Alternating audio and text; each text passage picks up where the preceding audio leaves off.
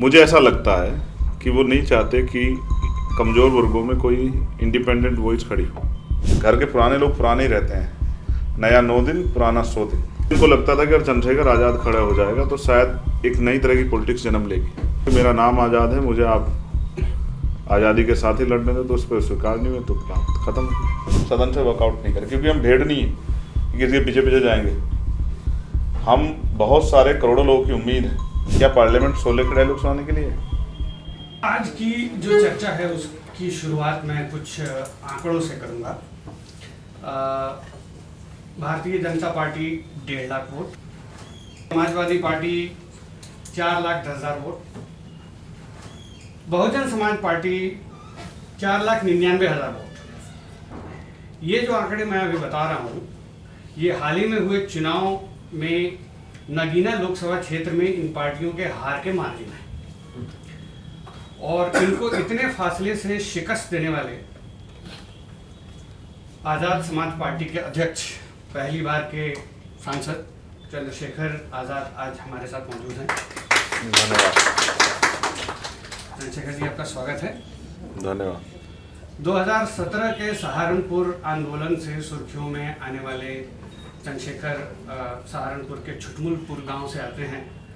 एक साधारण परिवार से हैं। इनके पिताजी स्कूल में टीचर हुआ करते थे, और स्कूल और कॉलेज में दलितों के साथ होने वाले व्यवहार से उत्तेजित होकर इन्होंने 2007-8 में एक सामाजिक संस्था जिसका नाम है भीम आर्मी, उसकी स्थापना की, जो कि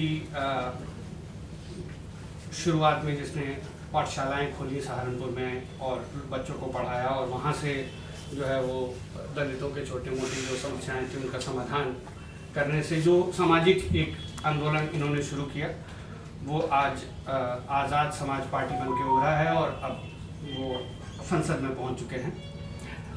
ये सफ़र हालांकि आसान नहीं रहा, कई बार जेल गए।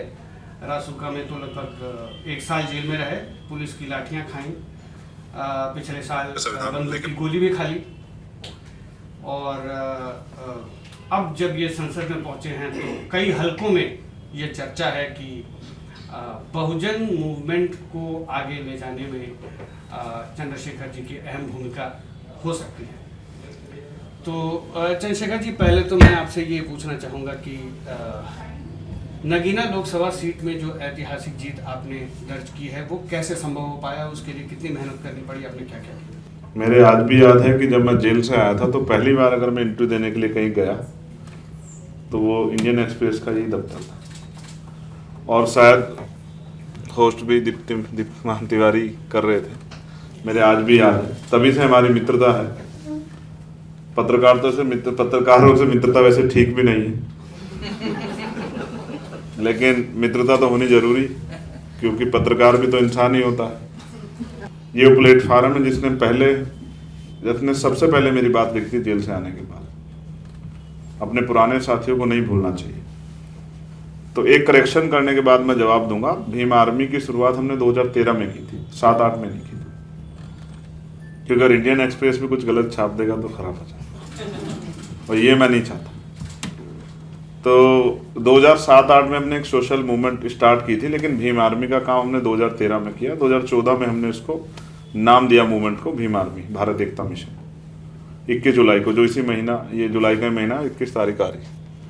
और रही बात नगीना की, तो मैंने सभी पार्टियों से बात की थी जो विपक्ष में, आज के विपक्ष में है, कि हम मिलके पार्लियामेंट का इलेक्शन लड़ते हैं।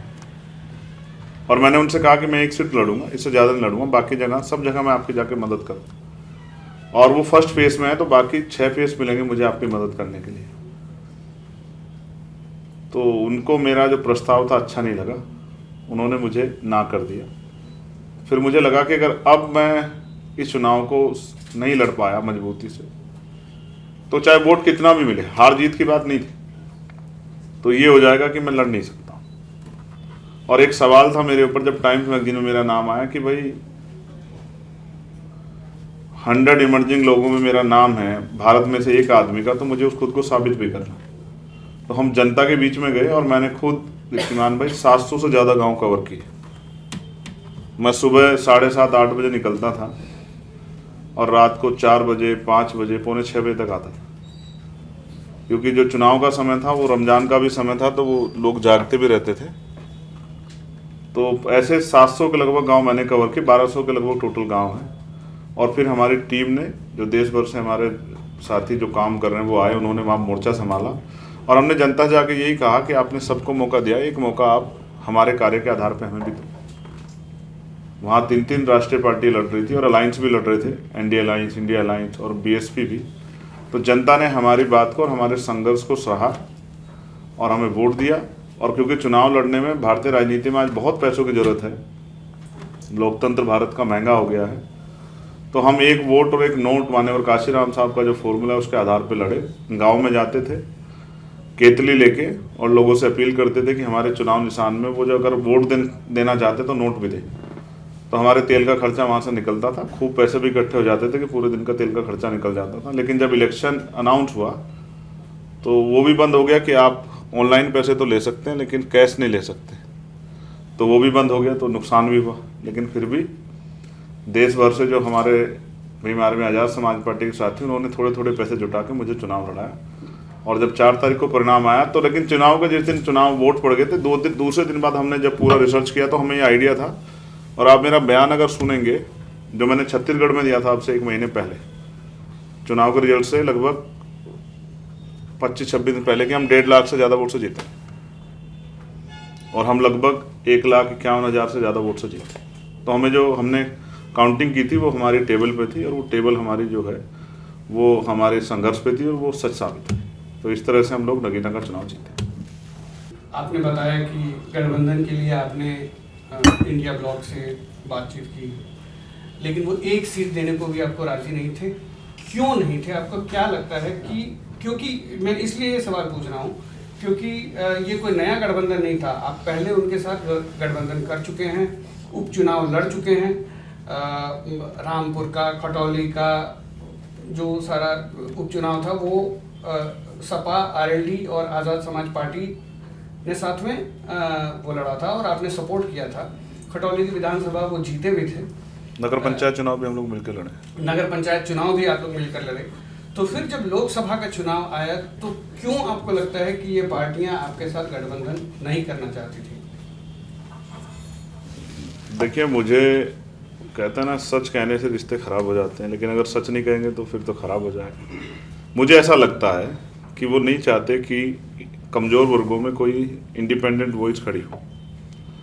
उनको लगता है जो भी खड़ा हो वो उनके सहारे से खड़ा हो या उनके अंडर में, जिससे वो जिस तरह का काम लेना चाहते हैं उस तरह का काम लें, वो उससे आगे ना बढ़े। और इसलिए उनको लगता था कि अगर चंद्रशेखर आज़ाद खड़ा हो जाएगा तो शायद एक नई तरह की पॉलिटिक्स जन्म लेगी। तो उन्होंने मुझसे कहा भी कि आप हमारे सिंबल पे लड़ जाओ या आप वो जगह बदल के कहीं और लड़ जाओ। तो मैंने उनसे मना कर दिया कि भाई, ना मैं किसी के सिंबल पे लड़ूंगा, ना मैं अपनी जगह छोड़ूंगा। क्योंकि एक सीनियर जर्नलिस्ट है यहाँ, उन्होंने मुझे एक दिन एक बात सिखाई थी फ़ोन पे ही, मेरे मित्र हैं, कि भाई देखो, हर नेता की अपनी एक जगह होती है जहाँ वो बुरी से बुरी परिस्थितियों में भी हारता नहीं। तो अगर आप लंबी राजनीति करना चाहते हो तो अपनी ज़मीन तैयार करो, चाहे आपको 20,000 वोट मिले, लेकिन आप लड़ो वहीं जहाँ आपका मन कहता है। तो फिर पार्टी को मैंने बताया तो पार्टी ने कहा कि आप नगीना ही लड़ो। तो फिर मैंने नगीना तय किया। और मुझे यही लगता है कि भाई, उनको ऐसा लगता था कि भाई अगर चंद्रशेखर खड़े हो गए इंडिपेंडेंट रूप से तो फिर शायद वो आप पे रोके नहीं रुकेंगे, तो इसलिए इनको स्वतंत्र ना होने दो। तो कांग्रेस के लोग कहते थे हमारे सिंबल पर लड़ लो और समाजवादी के लोग कहते थे हमारे सिंबल पर लड़ लो। और मैं कह रहा था कि मेरा नाम आज़ाद है, मुझे आप आज़ादी के साथ ही लड़ने दो, तो उस पर स्वीकार नहीं हुए तो बात खत्म हो गई। आपने कहा कि एक ज़मीन तय करनी ज़रूरी है। Yes. और आपने उसके लिए नगीना, जो है आपकी पार्टी ने बोला कि नगीना विधानसभा चुनना चाहिए। क्या इसके पीछे कोई एक तरह का राजनीतिक सिंबोलिज्म भी है? क्योंकि कभी मायावती इसी क्षेत्र से चुनाव लड़ती थी, जब बिजनौर से लड़ती थी डिलिमिटेशन से पहले, नगीना का काफ़ी हिस्सा जो है वो बिजनौर लोकसभा क्षेत्र में हुआ करता था और वहाँ से मायावती जीती भी। तो इसका एक कई लोगों का कहना है कि इसका एक पॉलिटिकल सिग्निफिकेंस भी है। तो क्या ये कहीं था आपके दिमाग में वहाँ से लड़ने के लिए? सब कुछ ही था। ये भी साबित करना था कि कमज़ोर वर्ग किसी की बपोती नहीं है। और जैसे कहा जाता है कि वो उन्हीं के पार्टी के साथ है, इन्हीं के झंडे के नीचे, तो ये भी साबित करना था। दूसरा, वहाँ की हिस्ट्री बड़ी अच्छी है, उन्होंने देश को बड़े बड़े नेता दिए, और वहाँ का जब मैंने जाके देखा तो वो गरीब क्षेत्र जरूर है, क्योंकि सभी लोग पार्टियों ने उनके साथ धोखा किया, उनसे वोट लिए और उनको अकेले छोड़ दिया, उनकी कभी मदद नहीं की। वो बाढ़ से भी ग्रसित है, वो बेरोजगारी से भी ग्रसित है, वहाँ बहुत सारी सुविधाएं भी नहीं है, वहाँ अच्छे स्कूल कॉलेज यूनिवर्सिटियाँ भी नहीं, एक भी हायर सेंटर नहीं है मेडिकल उसमें एरिया में, और वहाँ बहुत कुछ नहीं है वहाँ। फिर भी वहाँ के लोग बड़े स्वाभिमानी हैं और वो संघर्ष करने वाले लोगों को पसंद करते हैं, क्योंकि वो एक ऐसी धरती है, वहाँ के लोग पंजाब में भी हैं, रोजगार के तलाश में जाते हैं, वो हरियाणा में भी हैं, दिल्ली में भी हैं, महाराष्ट्र में भी हैं, तेलंगाना में भी हैं, बहुत सारे स्टेट में हैं, तो वो चीज़ों को समझते हैं। तो इसलिए, और क्योंकि जैसा मैंने आपसे कहा, बहन जी वहाँ लड़ी हैं, मीरा कुमार जी वहाँ लड़ी हैं, रामविलास पासवान जी वहाँ लड़े हैं, तो एक मजबूत धरती है वो, और वहाँ से एक बहुत बड़ा संदेश जाता है, तो इसलिए भी पार्टी ने उसको स्वीकार किया कि उसी जगह पे लड़ा जाए। इसी कमरे में आज से 5 साल पहले बैठकर आपने खुद पर चुटकी लेते हुए एक बात कही थी कि भाई मेरे जैसे नाकारे की जो है वो पॉलिटिक्स में कोई जगह नहीं है, और मैं तो एक सामाजिक कार्यकर्ता बन के ही रहूँगा, और मैं दूसरों को तैयार करूँगा कि वो सामने आए और युवा सामने आए और वो इलेक्शन लड़े। तो इन 5 सालों में ऐसा क्या गुजरा, ऐसा क्या हुआ जिससे कि आपने ये डिसाइड किया कि न सिर्फ मुझे, उस वक्त आपकी पार्टी भी नहीं थी, सिर्फ भीम आर्मी थी, तो ऐसा क्या हुआ कि आपने ये डिसाइड किया कि मुझे अब एक पॉलिटिकल पार्टी बनानी है और मुझे खुद चुनावी मैदान में उतरना पड़ेगा? देखिए, जो आपने कहा वो सत्य है। हुआ ये कि जेल से तो मैं आ गया था, और संघर्ष का रास्ता मैंने छोड़ा नहीं। मैं दिल्ली में गुरु घर का आंदोलन हुआ, जिसको मैंने पार्लियामेंट में भी उठाया, मैं जेल गया। फिर एनआरसी का आंदोलन हुआ, उसमें भी मैं जेल गया। इसी बीच यूपी गवर्नमेंट मेरी बेल कैंसिलेशन के लिए हाई कोर्ट चली गई, और एज ए लॉयर मैं इस बात को अच्छी तरह समझता हूँ कि अगर मेरी बेल कैंसिल हो जाएगी तो जब तक मुकदमा चलेगा तो मुझे सरेंडर करना पड़ेगा। मैं आपको उसकी घटना भी याद दिलाता हूँ। अजय कुमार टहनी जो हैं, जो हार गए इस बार चुनाव, उनके बेटे ने किसानों पर गाड़ी चढ़ा दी थी, तो फिर वो जेल चले गए, फिर उनको बेल हो गई, तो फिर उनकी बेल कैंसिल कराने के लिए सुप्रीम कोर्ट चले गए किसान, तो उनकी बेल कैंसिल हो गई, तो फिर उनको सरेंडर करना पड़ा एक सीबीसी में, और जब तक वो मुकदमा चलेगा तब तक वो जेल से ही जो है उसको मुकदमे को जो भी कंडीशन हो। तो मैंने देखा कि भाई ये सरकार तो बाहर भी काम नहीं करने दे रही है, तो अब अगर हमने ज़्यादा दिन तक सामाजिक मूवमेंट के जरिए ही काम को आगे बढ़ाया तो हो सकता है कि हमें इसका कोई खामियाजा बहुत बड़ा भुगतना पड़े और हमारी एनर्जी का समाज को फ़ायदा ना मिल पाए। एक बड़ा सवाल ये भी था कि इस बीच में मैंने कई बार बहुजन समाज पार्टी के लोगों से भी बात करने का प्रयास किया कि हम मिलकर काम कर लेते हैं, क्योंकि मैंने देखा कि जब भीम आर्मी के लोग संघर्ष करते थे और उनके साथ पुलिस कोई अमानवीय व्यवहार करती थी, यानी कि मारपीट करना, झूठे मुकदमे लगाना, जेल भेजना या और भी कई तरह के प्रयास, तो कोई पार्टी उनके साथ नहीं खड़ी होती। सब लोग उनसे हाथ छिपाते थे, मुंह भी छिपाते थे, हाथ भी छिपाते थे और दूर रहने का प्रयास करते थे। तब मुझे लगा कि जब सारे संघर्ष हमें ही करने हैं तो क्यों ना लोगों से बात की जाए जो लोग काम कर रहे हैं, कि चलो अब जब सड़कों का संघर्ष हमें करना है तो सदन में भी उन लोगों को मौका मिलना चाहिए जो संघर्ष कर रहे हैं। तो इसलिए बाबा साहब अम्बेडकर की उस बात को याद करते हुए कि रानी का बेटा ही राजा नहीं बनेगा, जो राजा वो बनेगा जो बैलेट से तैयार होगा, जिसको जनता वोट देगी। तो फिर 2020 में, क्योंकि आपको अगर याद हो, जब मैं एनआरसी में गिरफ्तार हुआ तो पुलिस ने मेरे ऊपर एलिगेशन ये लगाया कि उन्होंने भड़काऊ भाषण दिया, और मैंने कोई भड़काऊ भाषण दिया, मैंने सिर्फ संविधान की प्रिम्बल पढ़ी थी जामा मस्जिद पर। फिर मुझे लगा कि अब इससे बुरा क्या होगा कि आप कोई अपराध भी ना करो और पुलिस आपको उठा के जेल में डालती रहे। तो मैंने सोचा कि राजनीति में आने के बाद शायद जो है इस तरह की प्रक्रिया रुक जाए, रुकी भी। तो इसलिए हमने अपने साथियों से विचार किया, तो राजनीतिक दल बनाया, और राजनीतिक दल के जरिए, क्योंकि जो समस्या हम हल करना चाहते हैं वो बिना ताकत के नहीं हो सकती, ताकत सत्ता में है, तो जब हम चुनाव ही लड़ेंगे तो सत्ता में कैसे आएंगे? जब सत्ता में नहीं आएंगे तो लोगों का भला कैसे करेंगे? अभी हम जैसे किसी के साथ जुल्म हुआ, अन्याय हुआ तो उसकी जाके मदद करते हैं, लेकिन अगर हम सत्ता में आ जाते हैं तो हम इन जुल्म को रोक सकते हैं। तो अभी हम लोगों को रोजगार दिलाने के लिए या जो अन्याय हुआ है, जैसे पूर्णतः शिक्षक भर्ती में घोटाला हुआ है, पुलिस, तो हम सड़कों पर चिल्लाते हैं, लेकिन अगर हम सत्ता में आ जाएंगे तो हम पॉलिसी बनाने वाले हो जाएंगे, रोजगार देने वाले हो जाएंगे। तो जब वोट का हथियार हम पे, वोट के रूप में हथियार हम पे, तो हम इस हथियार का प्रयोग क्यों ना करें?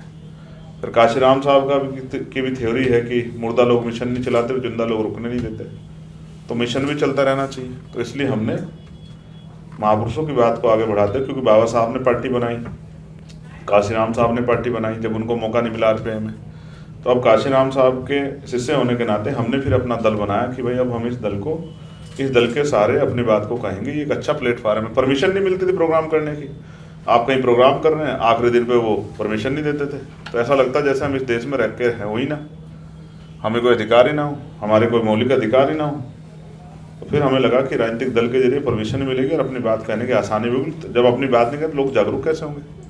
तो इस तरह से सफ़र शुरू हुआ और आज ये सफ़र एक अंजाम की तरफ, एक मंजिल की तरफ बढ़ रहा है, जिसकी पहली शुरुआत नगीना से। आपने मेरे पास 2 सवाल है। एक तो पिछले हफ्ते मैंने नोटिस किया है, एक बार पूरा ऑपोजिशन ने वॉकआउट किया था, आप खुद अकेले बैठ रहे थे। आप क्या है, कौन सा साइड में है? वो इश्यू बेस्ड है, तो आप ऐसे मौका आएगा कि आप बीजेपी को भी सपोर्ट करेंगे?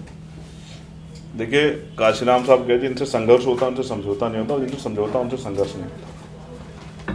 मैं आज आपको बहुत इम्पोर्टेंट बात बताऊंगा, शायद आपकी यहाँ छपने के बाद उस पर कुछ प्रतिक्रिया आए, लेकिन तब तीर निकल चुका होगा।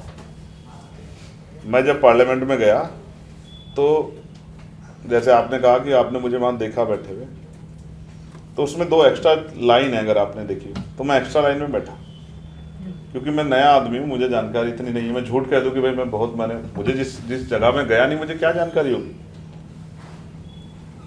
तो मैंने सोचा कि ये जो साथी हमारे हैं, जो विपक्ष अपने आप को कह रहे हैं, तो ये मुझसे कहेंगे कि भाई आप भी हमारे साथ आके बैठे, आप भी हमारे साथी हो, आप भी भाजपा के खिलाफ लड़ रहे हैं, हम भी लड़ रहे हैं, चलो ठीक है, चुनाव खत्म हो गया, अब हम साथ मिलकर काम करते हैं। लेकिन 3 दिन वहाँ बैठे रहने के बाद ही मैंने महसूस किया कि इस बात की किसी को फर्क नहीं पड़ रही कि चंद्रशेखर वहाँ बैठे। फिर स्पीकर का इलेक्शन था, तो मुझे कांग्रेस के एक बड़े नेता का फोन आया कि आपको स्पीकर के इलेक्शन में हमारी मदद करनी। तो मैंने ठीक है, मगर आप पहले एक बार मुझसे बैठ के बात कर लेना, मैं चाहूँगा कि सुबह आप मेरे साथ बैठे। और मैं अपना वही सवाल उनसे पूछता कि भाई ठीक है, तो मदद ही चाहिए या आगे भी कोई बात आगे बढ़नी। फिर उन्होंने डिवीजन की मांग ही नहीं की, तो डिवीजन की मांग नहीं की तो वोटिंग नहीं हुई, वोटिंग नहीं हुई तो बात खत्म हो गई। नेताजी अपने रास्ते चले गए, मैं अपने रास्ते चला गया। इतना सच कोई बोलता नहीं है, हम झूठ नहीं बोलते इसलिए सच बोलते हैं। तो फिर हमने तय किया कि अब हम ना राइट है ना लेफ्ट है, हम बहुजन है, तो अपनी आइडेंटिटी पर रहेंगे, अकेले रहेंगे तो अपनी बात के साथ खड़े रहेंगे।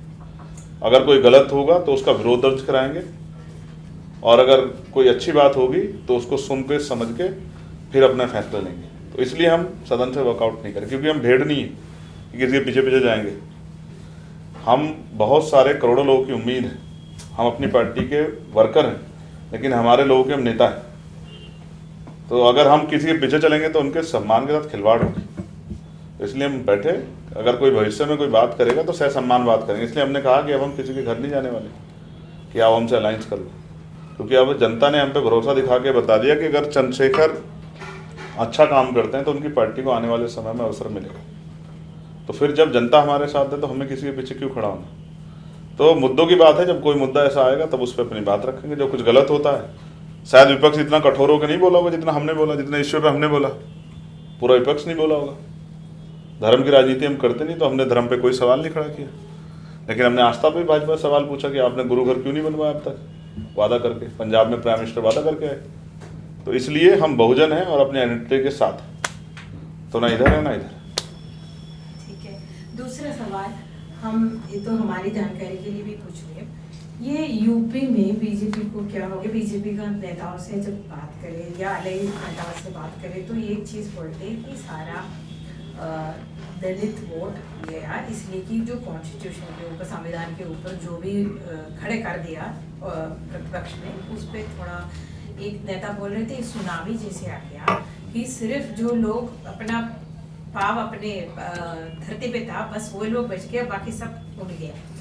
तो आपको यही था इश्यू, ये जो संविधान के ऊपर जो विपक्ष ने क्या बोला, विपक्ष ने जो भी एक्यूजेशन इनके खिलाफ उठाया था, इज दैट द रीजन, और ऐसा और कुछ रीजन है कि बीजेपी को इतना बड़ा सेटबैक हो गया यूपी में? देखिए, पिछले 2 साल से हम लोग लगातार उत्तर प्रदेश में काम कर रहे हैं और हमारा जो काम है वो वैचारिक काम। उस वैचारिक काम के जरिए हमने एक बहुत बड़ा जो है संगठन डेवलप किया है, जिलों में, विधानसभाओं में, बूथ में, सेक्टर में, और ये मैं आपको प्रमाण के साथ बताऊंगा। तो वो जो वोट है जो हमने तैयार किया है, उसको जो डायरेक्शन हमने दी, उसके आधार पे एक बहुत बड़ा समाज जो है शिफ्ट हुआ। अब इसका उदाहरण समझिए कि नगीना खुद लड़े तो कोई वोट किसी पे शिफ्ट नहीं हुआ, और डुमरियागंज हमने आखिरी समय में तय किया कि एक सीट और लड़ानी है, क्योंकि मीडिया हम पे आरोप लगाता है, या मीडिया हो सकता है कि उसके मन में कुछ और चिंता हो, तो वो कहता है कि चंद्रशेखर का जो वो है उनकी पार्टी का, वो पश्चिम में है।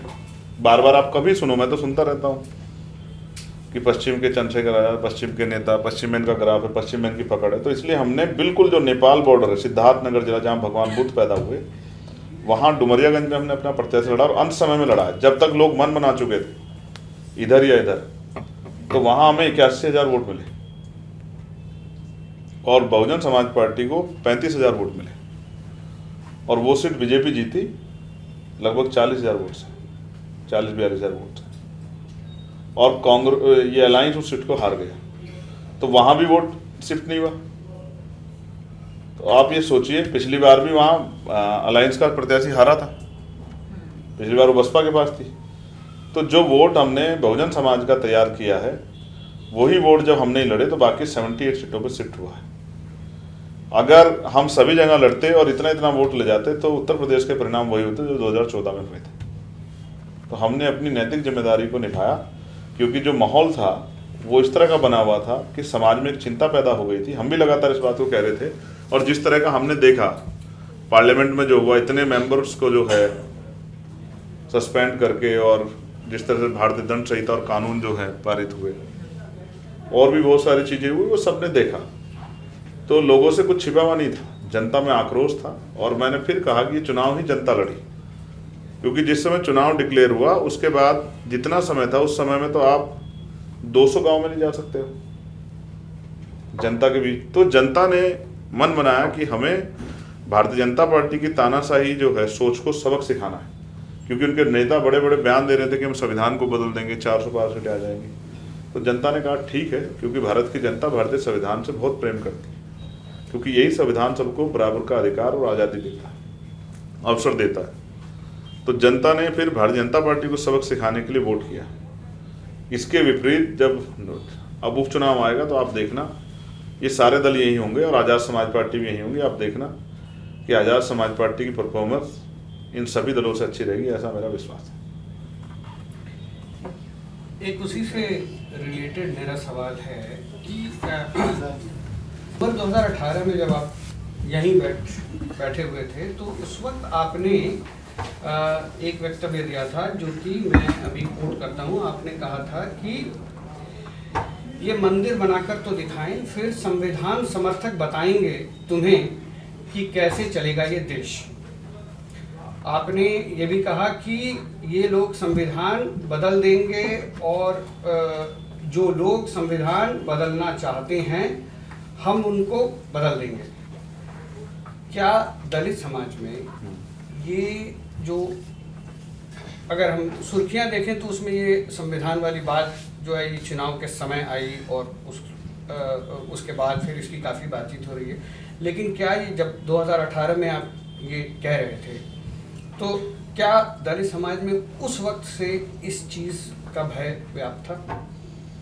2018 से नहीं, 2014 से जब से भारतीय जनता पार्टी की सरकार आई और जिस तरह से हमने देखा कि लेटरल एंट्रियाँ हुई, जिस तरह से निजीकरण हुआ, तो संविधान जो अवसर देता है उन अवसरों को ही आपने वंचित वर्गों के लिए लगभग ख़त्म कर दिया। तो ये चिंता तो, क्योंकि भारतीय जनता पार्टी को का जो कैडर बेस है, जो उनकी जो थिंक टैंक है आरएसएस, उसकी सोच तो लंबे समय से रही है। पहले दिन से उन्होंने संविधान को स्वीकार नहीं किया। आज वो भले ही कुछ भी कहें, समय के साथ बदलाव होता है, बदलना पड़ेगा जब, क्योंकि आप देख रहे हो कि एक बहुत बड़ा वर्ग संविधान के समर्थन में खड़ा है। तो कभी आरएसएस और भारतीय जनता पार्टी संविधान के समर्थन में थी नहीं। अब तो बदली बदली सी भारतीय जनता पार्टी दिखाई देती है। और ये भी देखना पड़ेगा कि क्या भारतीय जनता पार्टी वही हार्डकोर भारतीय जनता पार्टी है। तो ऐसा लगता है कि नहीं।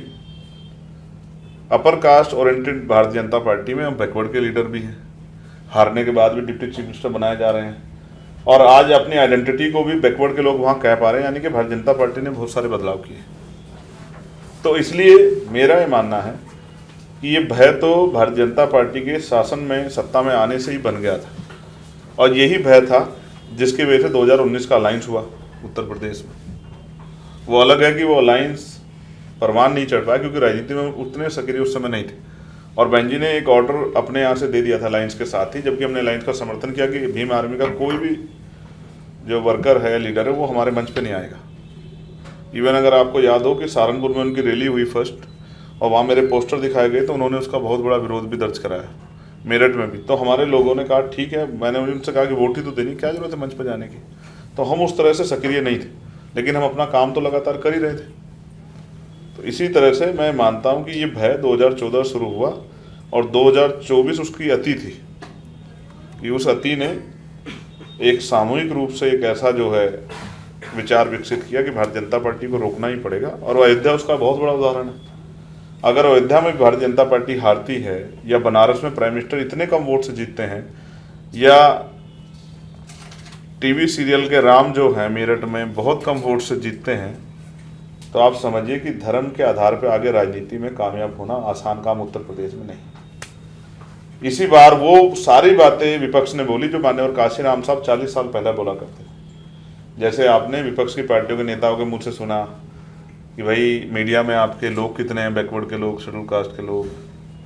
ये भी सवाल आया कि ब्यूरोक्रेसी में कितने हैं, जुडिशरी में कितने हैं। ये सारे सवाल आए जिसको काशीराम साहब अपने भाषण में कोट करते थे, और ये कहते जिसकी इतनी संख्या बारी उसकी इतनी हिस्सेदारी। उस तरह से नहीं कह पाए, कॉपी हो जाता। उन्होंने कहा जिसकी इतनी आबादी उतना हक। तो आप समझिए कि ये वही आइडियोलॉजिकल वो थी, लेगेसी थी, या वो जो है उसको जो है कंटिन्यू करने की एक चलन था, जिसने जो है विपक्ष को कामयाब किया। और ये आप तब इसको समझिए कि 93 में राम मंदिर की लहर में अगर भारतीय जनता पार्टी उत्तर प्रदेश में सिमट जाती है, तो ये बिल्कुल कुछ उसके आसपास ही है। तो उस समय काशीराम साहब विचार के आधार पर लीड कर रहे थे। भले ही इन दलों ने हमें मदद नहीं की, लेकिन हमने अपनी जिम्मेदारी को अदा किया, और उसके परिणाम धरातल पर है।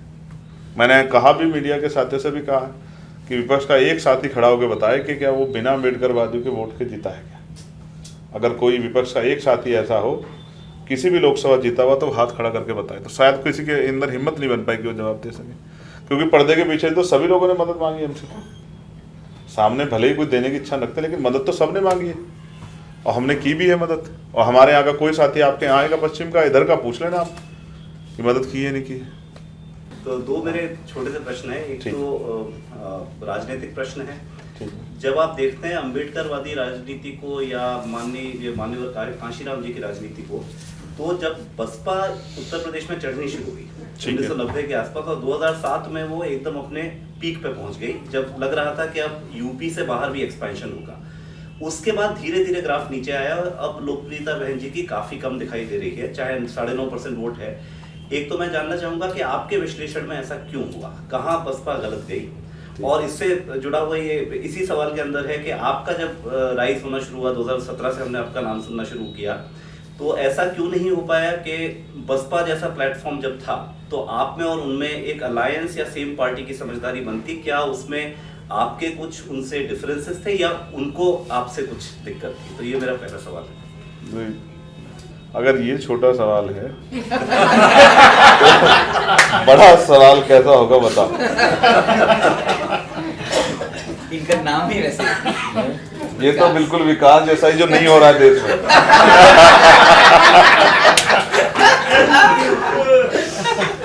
तो अब आपका सवाल ये है कि 2007 में बीएसपी अपने उरोज पे थे। ये बात आपने गलत कही कि ऐसा लगा था कि बाहर दूसरे स्टेटों में भी उनका उभार होगा, जबकि उनका उभार तो 90 के दशक से ही दूसरे स्टेटों में हो गया था।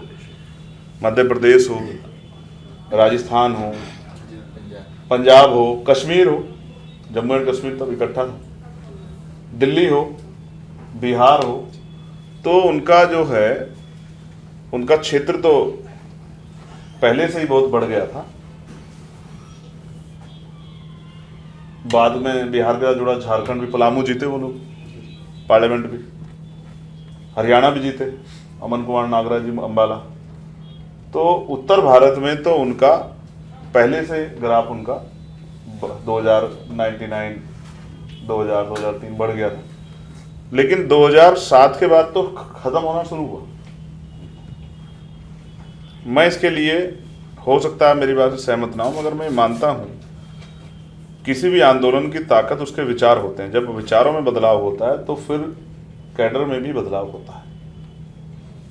तो 2006 में माननीय काशीराम साहब का अंकुश था। 2006 से पहले जब काशीराम साहब चले गए तो बहुत कुछ बदलाव हुआ। बीएसपी जब सत्ता में आई, ऐसा नहीं कि उन्होंने किसी जाति धर्म के लोगों को नुकसान पहुंचाया, लेकिन उन्होंने किया अपने लोगों को अपलिफ्ट किया, उनको अवसर दिए। जैसे उन्होंने एक पॉलिसी लाई, वो ठेकेदारी में रिजर्वेशन, तो उससे नए ठेकेदार पैदा हुए। तो हमारे यहाँ भी सक्षम लोग, साधन संसाधन वाले लोग तैयार हुए, राजनीतिक रूप से उनकी मदद करने वाला एक बड़ा तबका तैयार हुआ। लेकिन 2007 में मुझे ऐसा लगता है कि जो लोग बड़ी विश्वास से बहुजन समाज पार्टी के साथ जुड़े थे कि भाई इस दल के जरिए हम लोगों को आगे बढ़ने का मौका मिलेगा, उनके विश्वास में कहीं ना कहीं ठेस पहुंची। और बहुत सारे कारण लीडरशिप को पता होगा, क्योंकि मैं बीएसपी की लीडरशिप नहीं कर रहा हूँ, तो मैं उनके ऊपर सवाल उठाना और उन्होंने पॉलिसी क्यों बदली और आज वो किस हालत में, उसके लिए 101% जिम्मेदार उनकी लीडरशिप है, उनका संगठन है, मैं नहीं। और मैं उन पर अगर कोई भी टिप्पणी करूं, ऐसी मेरी हैसियत भी नहीं, क्योंकि माननीय बहन जी हमारी बड़ी नेता हैं, मैं उनका बहुत सम्मान करता हूं। राजनीतिक रूप से हम अलग अलग पार्टियों में काम कर रहे हैं, लेकिन मैं ये मानता हूं कि उनके जितना संघर्ष करके और इतनी बड़ी राजनीतिक उसको संभालना कोई आसान काम नहीं है, वो भी एक महिला के लिए, महिला, और वो भी वंचित वर्ग की महिला, शेड्यूल कास्ट की महिला। तो उनके बारे में टिप्पणी करने का मुझे नैतिक कोई अधिकार नहीं, इसलिए मैं उन पर ज्यादा कुछ नहीं कहना चाहता। आपके सवाल पे हाथ ही जोड़ सकता हूँ। अच्छा, एक जैसे भारत की जनता मोदी जी से हाथ जोड़, जी। सर अब तो छोड़ दो। बहुत छोटा सा एक सवाल अपने लिए, आपने आजाद समाज पार्टी की बात की, मैं आपका सवाल छोटा था ना, इसलिए उसको और कर दिया। तो आपने कहा कि हम क्यों नहीं मिल पाए। मैंने बहुत प्रयास किया, मैंने पब्लिकली लेटर सबसे आखिरी में लिखा, इसलिए लिखा कि सब लोग, जो लोग हमारे साथ काम कर रहे हैं, उनकी इच्छा हुई कि भाई अब इसको आप सार्वजनिक करो, क्योंकि कल कौन आपसे भरोसा करेगा कि आपने प्रयास किया। मैंने कॉल किए, मैंने सब कुछ किया, मैंने मिलने आने के लिए वो किया, तो उनके यहाँ से कभी मुझे समय नहीं मिला अब तक कि भाई मैं मिलने आ जाऊँ। मैंने जितनी बार उनकी तरफ से कॉल है, वो जितनी बार मुझे लगा कि हालात ऐसे हैं, तो मैंने प्रयास किया कि बहुजन समाज पार्टी जैसा दल जो भारत की राजनीति में एक चमकता सूर्य था, वो कभी कमजोर ना पड़े। मैं उस नाम से और उस निशान से, दोनों से प्यार करता हूँ, क्योंकि मेरे पिता बामसेव के मेंबर थे। उन्होंने नौकरी की तो अपनी मेहनत की कमाई से बीएसपी को अपलिफ्ट करने के लिए, बस बीएसपी को मजबूत करने के लिए अपनी मेहनत, हमारे हिस्से का पैसा दिया बीएसपी, क्योंकि वो हमारे हिस्से का पैसा था जो उन्होंने आंदोलन के लिए दिया, पे बैक टू सोसाइटी के आधार पर। काशीराम साहब की बात से सहमत हो, तो इसलिए मैंने प्रयास किया, लेकिन उनकी तरफ से कभी कोई प्रयास नहीं हुआ मुझे नीचा दिखाने के अलावा। और नीचा दिखाने के लिए वो किस हद तक गए, ये भी किसी से छिपा नहीं, ये भी सर्वविदित है। मैंने जितनी बार उनको परिवार के रूप में सम्मान किया, तभी उन्होंने मेरे ऊपर अपराधी, तमाम तरह के इस तरह के एलिगेशन लगा के, और मैं जेल रहा, सब कुछ रहा, कभी उन्होंने मेरा कभी समर्थन नहीं किया। मैं मौत जैसे हालात में चला गया। और तो और इससे बुरा क्या होगा कि जब मेरे ऊपर गोली चली और मैं जीवन और मौत के बीच में था, तब भी एक सिंगल लाइन उनके पास मेरे लिए नहीं थी। जिन दलों के विरोधी बता के वो और उनके साथ खिलाफ लड़ने की बात करती हैं, उनके लिए उनके पास समय होता है, उन पर उनको स्वागत करने के लिए, अभिनंदन करने के लिए, उनके मंगल काम, लेकिन इस बेटे के लिए उनके पास एक शब्द नहीं था। ये क्यों नहीं था? अगर राजनीति में व्यवहारिकता इतनी खत्म हो गई है तो फिर मैं क्या कह सकता हूँ। अच्छा, एक बहुत छोटा काम, एक जानकारी मैं आपको देता हूँ। जब उनके पिताजी की डेथ हुई तो मेरे मन में इच्छा थी कि मैं उनके घर जाऊं, लेकिन मेरे मन में भय भी था कहीं ऐसा ना हो कि मुझे वहां किसी तरह के अपमान का सामना करना पड़े, विरोध का सामना करना पड़े। इस वजह से मैं चाह के भी, अपनी इच्छा मन में रख के भी, मैं उनके घर से 10 किलोमीटर दूर से वापस लौटा, जा नहीं पाया कि कभी ऐसा ना हो कि मुझे इस तरह के विरोध का सामना करना पड़े कि हमारे अंदर, हमारे साथ जो आपस में जो वो है, वो खाई और बड़ी हो जाए, जो विवाद है वो खाई के रूप में बन जाए। क्योंकि आदमी, अब हम स्वाभिमान के लिए तो जीते हैं, फिर भी मैं अपनी मिस्टेक ही मानूंगा कि मुझे जाना चाहिए था, मुझे जाना चाहिए था, लेकिन मैं नहीं गया, इसलिए मैं इस पर खेद प्रकट करता हूँ। लेकिन मैंने अपनी तरफ से प्रयास किया, ईमानदारी से प्रयास किया, मेरे मन में कोई छल नहीं है। क्योंकि अगर मैं किसी सुख सुविधा के लिए राजनीति करता तो फिर मैं, अब भी इस बार भी मेरे पास अवसर थे, जहाँ बिना चुनाव लड़े लोग मिनिस्टर बने हैं, वहाँ मैं चुनाव लड़के और जीत कर मिनिस्टर बन सकता था। तो मैंने मिनिस्ट्री को और तमाम चीज़ों के लिए राजनीति स्वीकार नहीं की। मैंने अपने लोगों के हितों की रक्षा करने के लिए, उनके अधिकार की रक्षा करने के लिए राजनीतिक व्यवस्था स्वीकार की है, और अपने महापुरुषों की विचारधारा को जिंदा रखने के लिए। इसलिए मैंने ईमानदार से प्रयास किया। मैं फेल हो गया, शायद मेरे अंदर कुछ कमी रही। बहुत एक छोटा सा सवाल कि ये हाथरस में अभी बहुत लोग मारे गए, वो भोले बाबा वाला वो है मैटर, उसमें आप किसको रिस्पॉन्सिबल मानते हैं? और इस तरह के सोशल फिनोमिनन को, जैसे भोले बाबा की पॉपुलैरिटी थी, आप कैसे देखते हैं? सच तो ये है कि मैंने वो नाम ही पहली बार उस दिन सुना। आप जब उसको चेक करोगे ना, तो मैं पहला आदमी था जिसने उस पर ट्वीट किया, क्योंकि सदन चल रहा था और मैं पानी पीने के लिए आया था। और जब मैं पानी पीने के लिए आया तभी मुझे किसी ने वो भेजा हुआ था कि भाई ऐसी घटना है, इतने लोगों की जान चली गई। पता नहीं किस न्यूज़ चैनल का वो था स्क्रीनशॉट। तो मैंने तत्काल उस पर अपनी वो ट्वीट किया, और मैंने एक कांग्रेस पार्टी के लीडर मेरे साथ वहीं बाहर थे, मैंने उनको बताया, या उन्होंने मुझे बताया, मगर मैंने उनसे कहा कि मेरी जानकारी में, मैं पहले इस पर अपनी बात रख चुका। और मैंने कोशिश भी की कि नेता सदन को भी इस बात की जानकारी दे दी जाए कि एक बहुत बड़ी घटना हमारे यहाँ घट गई थी। क्योंकि आप संसदीय मर्यादा हैं, वो अपनी बात रख रहे थे, उस समय प्राइम मिनिस्टर अपनी बात रख रहे थे, तो इसलिए मैंने उनको डिस्टर्ब नहीं किया। तो फिर मैं साइलेंट होकर बैठ गया। लेकिन मैं समझता हूँ कि अभी कुछ दिन पहले मैं मुजफ्फरनगर गया था, वहाँ शुक्रताल में सदगुरु रविदास जी महाराज की गुरु गद्दी, वहाँ भी इतनी भीड़ थी, लेकिन प्रशासन के 20 लोग नहीं थे। तो फर्स्ट फेलियर तो ये एडमिनिस्ट्रेशन का है।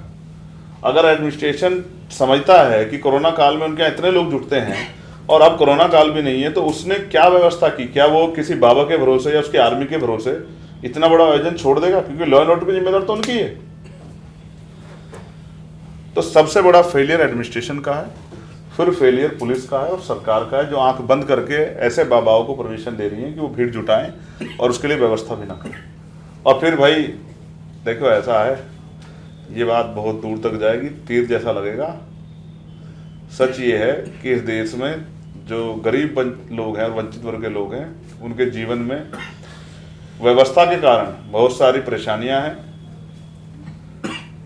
उनको ऐसा लगता है कि किसी धार्मिक स्थल पर जाकर वहाँ माथा टेक कर, चरण धूल लेकर या चरण अमृत पीकर उनकी परेशानियों का हल किया जाता है। क्योंकि टीवी पे हम दिन में 5-6 घंटे यही देखते हैं, किसी बाबा के चमत्कार से या किसी और चीज़ को के आगे मत झुकाने के लिए। जो मार्केट में चीज़ बिक रही है 200, 250, 400, 500 रुपए की, उसको घर में लाने से चमत्कार हो जाते हैं, धन आ जाता है। इस वजह से लोग जो है भक्ति में हैं बेचारे, अपनी पीड़ा खत्म करने के लिए गए थे, परमानेंट खत्म हो गई। ये है भारतीय व्यवस्था का सच। तो सच ये है कि मैंने ये बात पार्लियामेंट में इसी बात से शुरू किया था कि 14 अगस्त को हम लोग अंग्रेजों के अधीन थे, 15 अगस्त को हम लोग आज़ाद हुए, 16 अगस्त को हम लोग आज़ादी में थे। लेकिन धन धरती राजपाट में बंटवारा नहीं हुआ, और धन धरती राजपाट में बंटवारा ना होने कारण, संसाधन बंटवारा ना होने कारण, जो गरीब था गरीब रह गए, जो अमीर था अमीर रह गए। 14 अगस्त को जिसके पास 100 रुपए थे, 16 अगस्त को उसके पास 100 रुपए थे। 100 में से कम हुए होंगे, 1000 नहीं हुए होंगे। जिसके पास 1 गज जमीन नहीं थी, उसके पास 1 गज जमीन नहीं आई 16 तारीख को।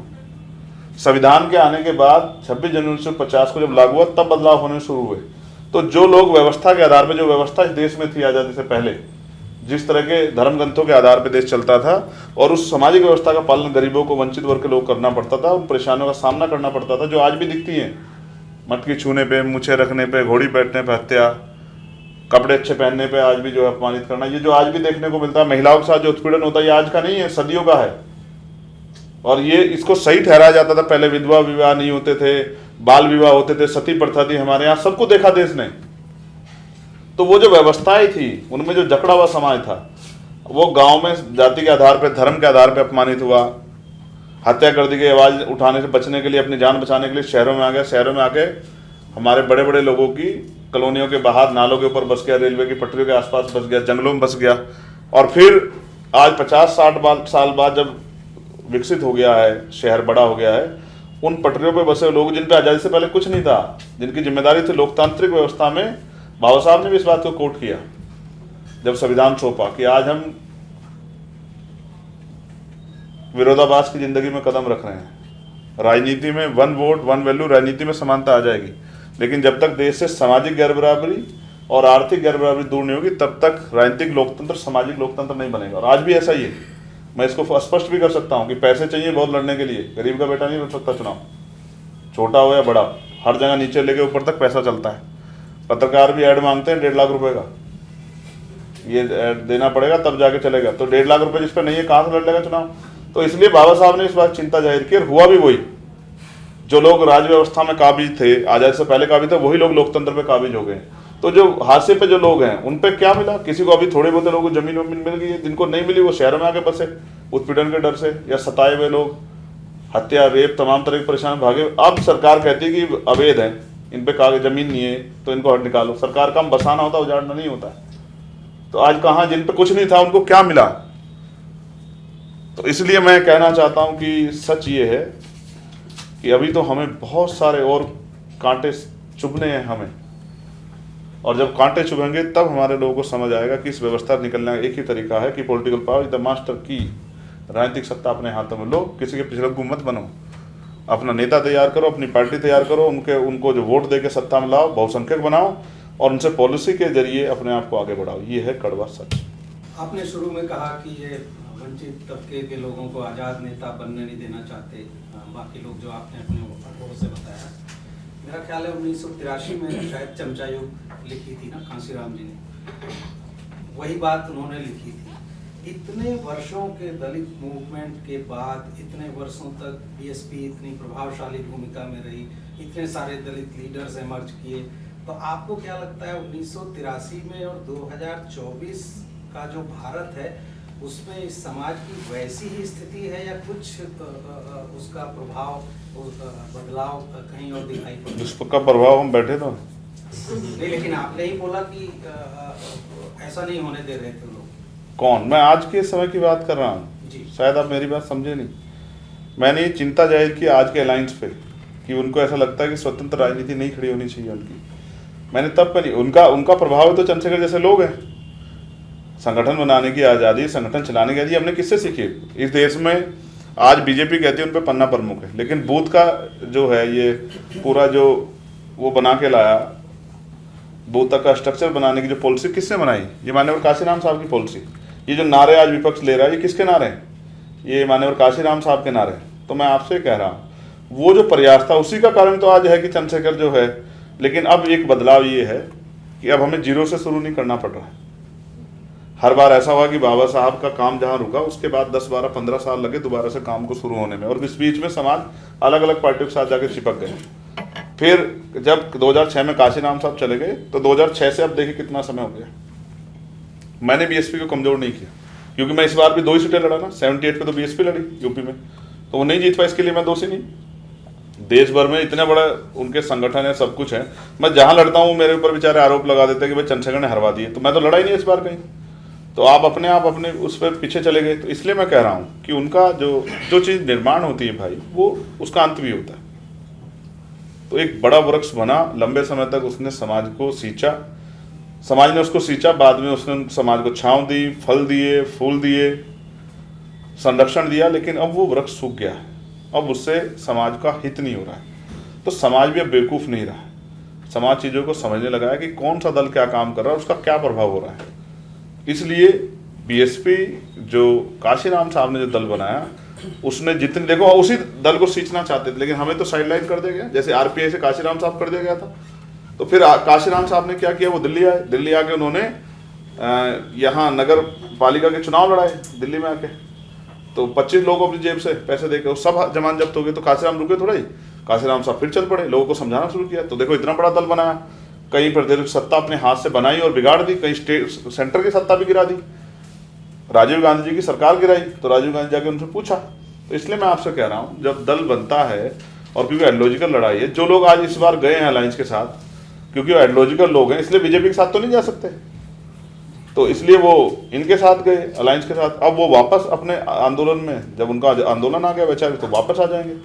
तो इसलिए मैं कह रहा हूँ बहुत बड़ा बल पैदा किया, लेकिन अभी समाज को वो सब सुविधाएं और अधिकार और सम्मान की जिंदगी नहीं मिली है जिसकी जरूरत आज के समय में है। एक बात आपने विकास जी के सवाल पर की कि 2006 के बाद बीएसपी में आइडियोलॉजिकल भटकाव आया थोड़ा सा। हम यूपी के ही हैं, तो वहाँ हम देख रहे थे 93 में जो 85% वाली बात थी काशीराम जी की, शायद 93 में ठीक से लागू हुई और बाकी लोग बाहर हो गए। लेकिन उसके बाद वो ऐसा अलगाव पैदा हुआ कि बीएसपी की अपनी लिमिट्स थी और सपा की अपनी लिमिट्स थी, दोनों पावर में आ नहीं सकते थे। बीएसपी ने उसके लिए, उस लिमिट को तोड़ने के लिए ब्राह्मणों का साथ लिया और मुलायम सिंह जी ने बाकी वर्गों में, थोड़ा ठाकुरों में काम किया, दोनों ने अपना विस्तार किया, तब जाकर वो पावर में पहुंचे। तो क्या आपको लगता है कि 2007 में ये जो एक्सपेरिमेंट किया मायावती जी ने, वो बीएसपी के अंत की शुरुआत थी आपके हिसाब से? क्योंकि आपका इशारा शायद उसी तरफ है। नहीं, मैं उस पर कोई टिप्पणी नहीं करना चाहता। लेकिन आपने विकास जी के सवाल पर वही बोला था कि मैंने कहा वो मेरा मत है। तो आप मतलब थोड़ा बता दीजिए सर, हम लोगों को पता। आप चाहते हैं सुबह मेरे साथ झगड़ा हो जाए? देखिए, मैंने यही सीखा कि जरूरी नहीं कि हर सवाल का जवाब दिया जाए, तो उस पर मैं कुछ नहीं कहना चाहता। लेकिन एक चीज और, शुरू में आपने कहा बिजनौर छोड़कर बहुत सारे लोग भाग गए, वहाँ से मीरा कुमार जी लड़ी, वहाँ से रामविलास पासवान जी लड़े, वहाँ से मायावती जी पहली बार एमपी बनी, और जहाँ तक मुझे ध्यान है वहाँ एक चौधरी गिरधारी लाल जी बड़े पुराने नेता होते थे, जो शायद एक बार मुख्यमंत्री बनने से रह गए थे 60s में। तो इतने बड़े बड़े नेताओं की धरती बिजनौर, जहाँ कॉर्पोरेट में इतने बड़े लोग हैं, शायद टाइम्स ऑफ इंडिया के ओनर वहीं के हैं, शायद शांति भूषण जी बड़े वकील वहीं पर पैदा हुए। तो ये ऐसे जिले का अगर डेवलपमेंट इतने वर्षों में आजादी के बाद नहीं हो पाया जो आप कह रहे हैं, तो बाकी यूपी का क्या हाल होगा? तो मैं थोड़ा ये नेताओं का डेवलपमेंट जो रोल है उस पर ही मेरे मन में सवाल पैदा हो रहा है कि कैसे आप देखते हैं इसको? देखिए, मैं जब चुनाव की तैयारी में गया तो मेरे साथ एक साथी थे, हमारे मीडिया प्रभारी थे। शाम को मैंने उनको अच्छी तरह छोड़ा सुबह, और मैं अपने कमरे पे चला गया। सुबह मेरे पास खबर आई कि वो इस दुनिया में नहीं रहे, रात में लेट नाइट। मगर मुझे उन्होंने मना किया आप सुबह आना।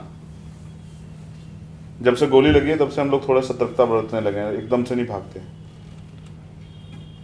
तो जब मैं सुबह गया तो उसके परिवार के लोग बैठे हुए थे, तो उन्होंने मुझसे बहुत तकलीफ में कहा कि भैया हमारे यहाँ एक भी हायर सेंटर नहीं है, अगर हमारा एक भी हायर सेंटर होता तो आज ये सलीम था उनका नाम, सलीम सिद्दीकी, वो आज हमारे बीच में थे। नेटोर कि इतना हम इनको धामपुर लेके गए, उसी बीच में वो इस दुनिया से चले गए। ये एक बड़ा उदाहरण है कि इतने बड़े बड़े नेता उस क्षेत्र ने दिए और वहाँ एक भी हायर सेंटर नहीं, वहाँ कोई भी जो है इंडस्ट्रियल एरिया नहीं है जो नौजवानों को रोजगार मिल जाए। और मैं इसको इस तरह भी समझता हूँ, देखिए मुझे लगता है कि एक षड्यंत्र है, जो ताकत में बैठे लोग हैं उन्होंने ये षड्यंत्र किया है। ये आपके सवाल से अलग है, लेकिन आपको सुन के अच्छा लगेगा, और आपको क्या सभी को सुन के अच्छा लगेगा। और कुछ जानकारी इसमें मैं भाई से भी ले लूँगा। इस बार ओवरऑल पोलिंग परसेंटेज कितना हुआ पार्लियामेंट के इलेक्शन में? 64 के आसपास। और एनडीए को कितने परसेंट वोट मिला? बीजेपी को 36। 36, ठीक है। और विपक्ष को, इंडिया अलायंस को इंडिया अलायंस का कितना? इंडिया अलायंस का कांग्रेस कांग्रेस को 23 था। 21, कांग्रेस 21। टोटल, टोटल 30 ठीक है, चलो यहीं रोक देते हैं, बस यहीं रोक देते हैं। 36% वोट लेके एनडीए ने गवर्नमेंट फॉर्म की, ठीक है। और 36% लोगों ने वोट नहीं किया। जितने परसेंट वोट लेके सेंटर में गवर्नमेंट फॉर्म हो रही है, जो सेंटर की पॉलिसियां बनाएगी, उतने परसेंट लोग वोट नहीं कर रहे हैं। अगर ये लोग वोट करते तो परिणाम कुछ भी हो सकते थे।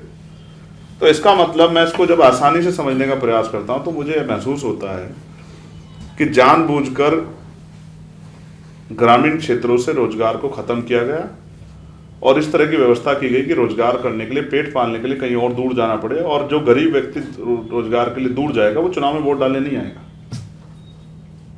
अगर जिले में रोजगार आ जाए और आदमी अपने जिले में रहे परिवार के साथ और वोट का प्रयोग करे, 98, 99, 90, 95, 94, 80-85% पोलिंग हो, तो शायद 40, 45 या 46, 48% वोट लेके सरकार बने, तो हो सकता है बहुत बड़ा बदलाव हो जाए। तो ये जो वोट कहा जाता है कि भाई कौन सा तबका देता है, कौन सा देता है, ये वो लोग हैं जो अपना पेट पालने के लिए लाखों की संख्या में अपने जिलों से बाहर रहते हैं। तो मुझे एक ये कॉरपोरेट सेक्टर की और सत्ता में बैठे लोगों की साजिश से नजर आती है कि उन्होंने ग्रामीण क्षेत्रों में या जिलों में उस तरह का विकास नहीं किया जहां से लोग जो हैं वहीं के वहीं स्थिर हो जाते। तो मैं जहां से मैं लड़का हूँ, बहुत पिछड़ा हुआ क्षेत्र है, वहाँ कोई स्पोर्ट कॉलेज नहीं है, वहाँ कोई यूनिवर्सिटी नहीं है, वहाँ बाढ़ की समस्या है, वहाँ इंडस्ट्रियल एरिया नहीं है, मैंने आपसे बताया, वहाँ मील जो है समय पे पैसा नहीं देती है, वहाँ कोई पर्यटन का क्षेत्र नहीं है, जबकि वहाँ रामगंगा है और बराबर में गंगा भी है। तो जानबूझ के उस क्षेत्र को कमज़ोर किया गया है कि वहाँ के लोग जो हैं वो आगे ना बढ़ पाए। तो इसके लिए सब लोग दोषी हैं और मैं किसी एक आदमी को इसका दोष नहीं देना चाहता। हर नेता ने जिसने वहाँ से वोट लिया और वो पावर में आया और फिर उसने काम नहीं किया, क्योंकि as a member of parliament कितना काम कर सकते हैं ये आप और मैं सब बेहतर जानते हैं। लेकिन उसके बाद अगर आप स्टेट में आ जाते हैं, चीफ मिनिस्टर हो जाते हैं, फिर भी आप नहीं करते, तो फिर ये आपकी गलती है। इसलिए मैंने कहा कि मैंने अपनी बात की शुरुआत में कहा कि उस ज़मीन को मुझे तैयार करना है अपने लिए, ज़िंदगी भर के लिए। तो मैं अगर उसको कमज़ोर छोड़ूंगा तो फिर ये धोखा होगा, और धोखा करना मैंने सीखा नहीं। तो मैं कोशिश करूंगा जो काम वो नहीं कर पाए वो काम चंद्रशेखर आजाद के जरिए पूरा हो। संजय जी, आपका एनआरसी सीए प्रोटेस्ट में भाग लेना, जमा मस्जिद में पहुंच जाना, उस टाइम पे ऐसा एक परसेप्शन बन रहा था कि एक नया दलित मुस्लिम अलायंस की शुरुआत है। तो आप मुस्लिम पॉलिटिक्स को इंडिया में कैसे देखते हैं और क्या रोल उसमें आप अदा करना चाहेंगे, या उस रिलेशनशिप को आप कैसे देखते हैं? मुझे ऐसा लगता है कि वो एक तरह का भय नेताओं ने उनके आसपास क्रिएट कर दिया है, और वो एक ऐसा वोट है जो सिर्फ एक ही उस पर पॉलिसी पे वोट कर रहा है कि बीजेपी को हराना है, बहुत लंबे समय से, जब से मैं राजनीति को देख रहा हूँ। मुझसे पहले क्या होता था मैं उसके बारे में नहीं कह सकता। जब से मैंने समझना स्टार्ट किया तो मुझे यही समझ आया कि उनका एक ही वो है, वो बीजेपी को हराने के लिए वोट कर रहे हैं। कहीं अपवाद के तौर पे अगर कोई फेस ही ऐसा हो जहां उसको वोट देकर उनको लगता है बीजेपी भी हार सकती है, शायद वो वोट करते हैं, वरना उनके बुनियादी मुद्दों पे कोई पार्टी चर्चा करने को तैयार नहीं है। सच्चर कमेटी की रिपोर्ट इस बात की गवाही देती है, रिपोर्ट मैंने नहीं बनाई, कि दलितों से भी बुरी हालात मुसलमानों की है, लेकिन शायद उस पर कभी चर्चा। मैं इस बार कोशिश करूंगा कि पार्लियामेंट में उस पर चर्चा हो। तो इसलिए मैं मानता हूं कि अभी तक वो राजनीतिक रूप से, जैसे आपने इस बार शेड्यूल कास्ट बैकवर्ड के लोगों ने फैसले लिए मुद्दों के आधारित, अभी तक वो मुद्दों के आधार की राजनीति भी नहीं कर पा रहा। उम्मीद है आने वाले समय में जागरूकता बढ़ेगी और वो भी मुद्दा आधारित राजनीति करेंगे, या फिर वो ये समझेंगे कि किस व्यक्ति के जरिए उनको पॉलिसी में लाभ हो सकता है, कौन व्यक्ति उनकी पॉलिसी में मदद करा सकता है। दूसरे ओवैसी जैसे लीडर्स के साथ कोई अलायंस या ऐसा कुछ आप कभी सोचेंगे या बात हुआ है उनसे? वो पार्लियामेंट में मेरे आसपास ही बैठे रहते हैं, या मैं ये कह दूं कि मैं उनके आसपास बैठा रहता हूं, क्योंकि बात होने का तो ऐसा है कि बात तो होती रहती है। लेकिन पॉलिटिकल अलायंस एक अलग विषय है और ये मेरे कंधों पे इसका भार नहीं। मेरे कंधों पे जो काम पार्टी दिया वही पार्टी का, ये काम कोई और पूरी और टीम है वो देखती है। पार्टी अगर अलायंस करेगी तो वेल एंड गुड, नहीं करेगी सो भी वेल एंड गुड, किसी से और से करेगी तो भी बहुत अच्छी बात है, नहीं करेगी तो भी हमें अपना काम करना है। तो अच्छे हैं ओवैसी जी, अपने लोगों के हितों की बात कहते हैं और कोई तो है जो कहता है, तो मैं उनको ये नहीं कह रहा हूँ कि वो उनसे अलायंस हो सकता है नहीं हो सकता इस पर, क्योंकि अभी तक कोई चर्चा नहीं हुई है। लेकिन मैं उनको ये मानता हूँ कि वो हैं तो एक चर्चा का विषय जो है मुस्लिम्स के विषयों पे बना रहता है। बोलते तो वो सभी पे हैं, खाली मुसलमान पे तो नहीं बोलते हैं, सभी के लिए बोलते हैं। एक और सवाल, ये आपने मुझे पहले कहा बीजेपी और आरएसएस हमेशा से संविधान के खिलाफ रहे हैं। पिछले 2 साल में एक राहुल गांधी में एक नया ये सिंबोलिज्म देखा है, कांशीराम जी का वो नारा जो आपने बताया था उसका एक रिफाइंड वर्जन, जितना आबादी उतना हक, और आजकल वो रेड कॉन्स्टिट्यूशन बुक लेके घूमते रहते हैं, हर जगह दिखाते हैं। तो इसको आप कैसे देखते? क्या जरूरत है मुझे देखने की, मैं अपने लोगों को देख लूँ वो बहुत है। मेरे लोग बहुत बुरे हालात में हैं सर, मैं उनके लिए लड़ना चाहता हूँ क्योंकि उनको कोई नहीं देख रहा है। तो अच्छा है, बेचारे अच्छा काम करेंगे, जनता उनको समर्थन देगी, तो मैं उनको बेचारे को क्यों देखने लगा। वही है, वैसे भी मेंबर ऑफ पार्लियामेंट हैं और नेता विपक्ष जो है उनके साथ ने उनको चुना है, वो अपना काम कर रहे हैं और बाकी जो फैसले करने हैं वो जनता को करने हैं। अभी मगर ये तो आपको समझ आया ना कि ये 40 साल पहले काशीराम साहब वाली बातें दोहराई जा रही हैं, तो वो तो दोहरा रहे हैं, हम तो उसी आइडियोलॉजी पे खड़े हैं, आज भी वहीं खड़े हैं कि ये अभी तक वो काम पूरा नहीं हुआ। जैसे भैया पूछ रहे थे तो मैंने इनसे कहा था कि बीएसपी ने बहुत कुछ बदला, लेकिन अभी जिस चीज़ की जरूरत है वो नहीं हुआ है। क्या अभी सामाजिक आधार पर गैर बराबरी खत्म होगी? क्या आर्थिक आधार पर गैर बराबरी खत्म होगी? तो ये दोनों काम अभी नहीं हुए, इसलिए काशीराम साहब का काम अधूरा है, बाबा साहब का मिशन भी अधूरा है, उसको पूरा करना उनकी संतानों की जिम्मेदारी बैठती है। जो एक अच्छा शिष्य होने के नाते अपने गुरु के रुके हुए काम को पूरा करना चंद्रशेखर आजाद और हमारे साथियों की जिम्मेदारी है, हम उसको पूरा कर रहे हैं। और अभी वो पूरा नहीं हुआ, वो पूरा तब होगा जब इस देश में संविधान पूर्ण रूप से लागू होगा और सामाजिक और आर्थिक गैर बराबरी नहीं होगी, समता समानता बंधुत्व और मैत्री का जो है विचार जो है देश में कायम होगा और सब लोग बराबर होंगे। चंद्रशेखर जी, आपने अभी बात करी कि जो विपक्षी पार्टियां हैं वो मुस्लिम्स के इश्यूज को नहीं उठाती हैं। आपका अभी एक रिसेंट में मैं बयान देख रहा था, आपने नमाज और कावड़ यात्रा के बारे में बात की जो काफ़ी सोशल मीडिया पे भी चल रहा था। एक बार आप अगर बताएंगे कि आप क्या उसमें कह रहे थे और आपको क्यों लगता है कि विपक्षी पार्टी मुसलमान लोगों के मुद्दे और नमाज वाले इश्यूज पे बात नहीं करती है? नहीं, मैंने ये नहीं कहा कि विपक्ष नहीं करता नमाज वाले इशू पे बात। देखो, धर्मनिरपेक्षता की बात करने वाले, धर्मनिरपेक्षता के देश में अगर धर्मनिरपेक्षता पे बात नहीं होगी तो फिर कैसे चलेगा? फिर कोई तो गलत है ना। मैंने ये कहा कि हिंदू धर्म की आस्था का हम लोग सम्मान करते हैं और अभी कावड़ आ गया है। आप में से जिसका मन हो वो आके देखे पश्चिम में हमारे यहाँ आगे कि रोड बंद होता है नहीं होता है। रोड भी ब्लॉक, पहले वन साइड बंद होती है लेकिन फिर आने वाले 7-8 दिन पूरा ही ब्लॉक होता है और आप जा नहीं सकते। आपको अगर बहुत ज़रूरी भी हो तो आप नहीं जा सकते, पुलिस परमिशन नहीं देगी। कई बार आप बीमार होने के बाद भी समय से नहीं पहुंच पाते, बहुत सारी परेशानी आती, लेकिन क्योंकि उनकी आस्था का सम्मान करते हुए उस पीड़ा को, उस तरह की परेशानियों को भी लोग सहते हैं। और सरकार कावड़ यात्रियों पे फूल बरसाती है, डीएम एसएसपी उनके पैर दबाते हैं, मैंने खुद देखा अपनी आंखों से। फिर वो सरकार सबका साथ सबके विकास की बात भी करती है और कहती है कि हम किसी से गैर बराबरी नहीं करते, किसी का जो है नुकसान नहीं हुआ, किसी के खिलाफ नहीं है। तो अगर सामूहिक रूप से ईद का त्यौहार 2 बार होता है साल में, अगर सामूहिक रूप से नमाज जो कि पढ़ी जाती है, जो सड़क पे नहीं पढ़ी, ईदगाह पढ़ी जाती है, आप उस सामूहिक रूप से नमाज की परमिशन भी नहीं देते हो, उसको भी रोकने का काम करते हो, तो इसका मतलब ये तो स्पष्ट हो जाए कि आप धर्मनिरपेक्षता को नहीं मानते। तो मैंने अपनी बात रखते हुए कहा कि ऐसा नहीं होना चाहिए, सभी धर्मों का सम्मान होना चाहिए। और मैंने इसको और डीपली समझाया कि ये जो बेल्ट है पूरी, यहाँ सतगुरु रविदास जी महाराज को बहुत लोग मानते हैं, बाबा साहब अम्बेडकर को मानने वाले लोग तो देश दुनिया में।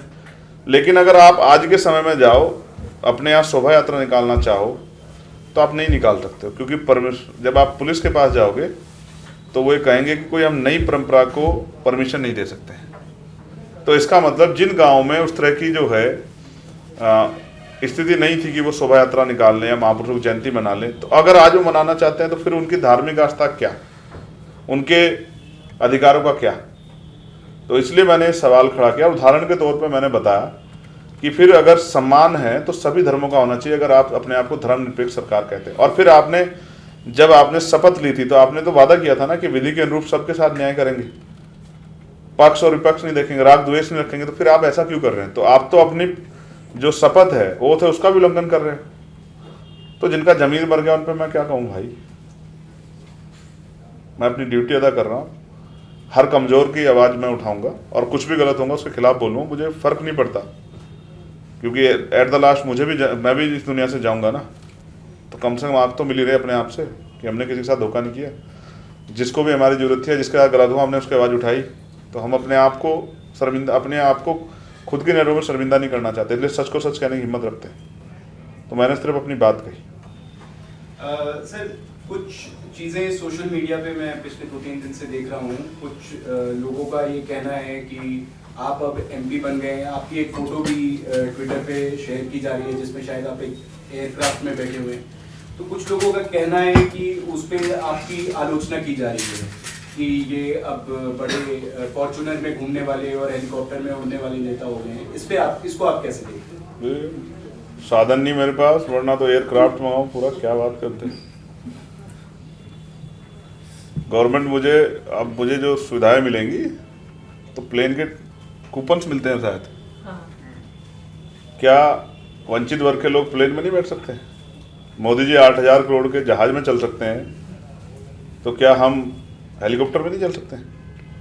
मेरी पुरानी फोटोएं हैं, जब मैं पप्पू यादव जी के साथ अलायंस में था तो उन्होंने एक हेलीकॉप्टर अरेंज किया था चुनाव लड़ने के लिए। मैंने कहा ना पैसे लगते हैं। और जब मैं राजस्थान में अलायंस में था तो हनुमान बेनीवाल जी ने अरेंज किया। वो मेरे अपने नहीं है। अगर मैं ट्रेन में बैठ के सफ़र करूँगा तो ट्रेन मेरी नहीं हो जाती भाई। मैं इतने बड़े एयरक्राफ्ट में सफ़र करता हूँ, मेरा नहीं हो जाता है। मैं इतने बड़े होटल में अगर खाना खा जाता हूँ, मेरा नहीं हो जाता है। तो जिनको मेरी आलोचना करनी है इस बात से तो कर ले, मुझे क्या फ़र्क पड़ता है? मेरा बस चले तो मैं अपने एक आदमी को हेलीकॉप्टर खरीदवा दूँ भाई। मेरा बस चले तो एक अपने सब साथियों को हेलीकॉप्टर खरीदवा दूँ और सब हेलीकॉप्टर में घूमो, क्या दिक्कत है? लेकिन इस देश में आर्थिक समानता नहीं है। देश की करोड़ों महिलाओं ने हवाई जहाज नहीं देखा अब तक हाथ लगा के। वो जैसे पैदा होती है गरीबी में ऐसे मर जाती। देश की करोड़ों महिलाओं ने हेलीकॉप्टर बैठ के नहीं देखा और देश की करोड़ों महिलाओं ने एसी वाले डब्बे में सफर करके नहीं देखा रेलवे के। सर, मैं अभी एक राजनीतिक सवाल पूछूंगा। मुझे आप ही की पार्टी के कुछ लोगों ने बताया है कि आप लोग शायद उपचुनाव जो यूपी में 10 सीटों पे होने वाला है उसमें से शायद आप 3 लड़ने की सोच रहे हैं। और गलत सवाल। हाँ? अभी तो हम तय करके आए कि 10 की 10 लड़ेंगे। हमसे पूछो ना कि कितनी सीटें लड़ेंगे। कितनी लड़ेंगे आप? सोर्स की जरूरत ही नहीं ना। अब तो भाई एक कार्यकर्ता आपके सामने बैठा है। सभी सीटें लड़ेंगे उपचुनाव। आज ही ये फैसला हुआ है, पार्टी कोर कमेटी की मीटिंग थी, मैं और अमित जी वहीं से अभी लौटे हैं और ये डिसाइड हुआ है कि हम लोग बाईपोल लड़ेंगे और अपने बलबूते लड़ेंगे। उसकी प्रिपरेशन शुरू हो गई है बॉस। उसको इतनी जबरदस्त तैयारी चल रही है कि एक सीट पे कई दावेदार हैं। जी, मुझे बताया है। तो जो कुछ नहीं बताया वो जान लो कि हम वो उपचुनाव जीतने वाले हैं। इसी बार से ऐसा हो सकता है, मैं फिर कह रहा हूँ कि विपक्ष और सरकार मिलकर हमारे खिलाफ लड़े, क्योंकि ज़मीन पे बहुत मजबूती से काम चल रहा है और बहुत बड़ा बदलाव हुआ है इस इलेक्शन रिजल्ट के बाद। अब लोग कहते हैं कि चंद्रशेखर आज़ाद को आगे बढ़ के लीड करना चाहिए और उत्तर प्रदेश की सभी सीटों पर लड़ना चाहिए। एक सवाल मैं आपकी पार्टी के बारे में और पूछूंगा कि कुछ लोगों का ये कहना है, मतलब आप ही की पार्टी में, कि अब बहुत सारे नए नेता आपके चुनाव जीतने के बाद पार्टी ज्वाइन करना चाह रहे हैं और कुछ लोग थोड़े इनसिक्योर हैं कि अब नए बड़े नेता आ जाएंगे तो जो पहले से मिशन से जुड़े हुए हैं उनको निगलेक्ट ना किया जाए। इसको आप कैसे बैलेंस करेंगे? नहीं, ये हमारी पार्टी किसी एक, आप फिर इसको प्रमाणिकता भी करोगे किसने आपको सवाल कहा है। अगर आप ये बात कहते हो तो आपको प्रमाण देना पड़ेगा।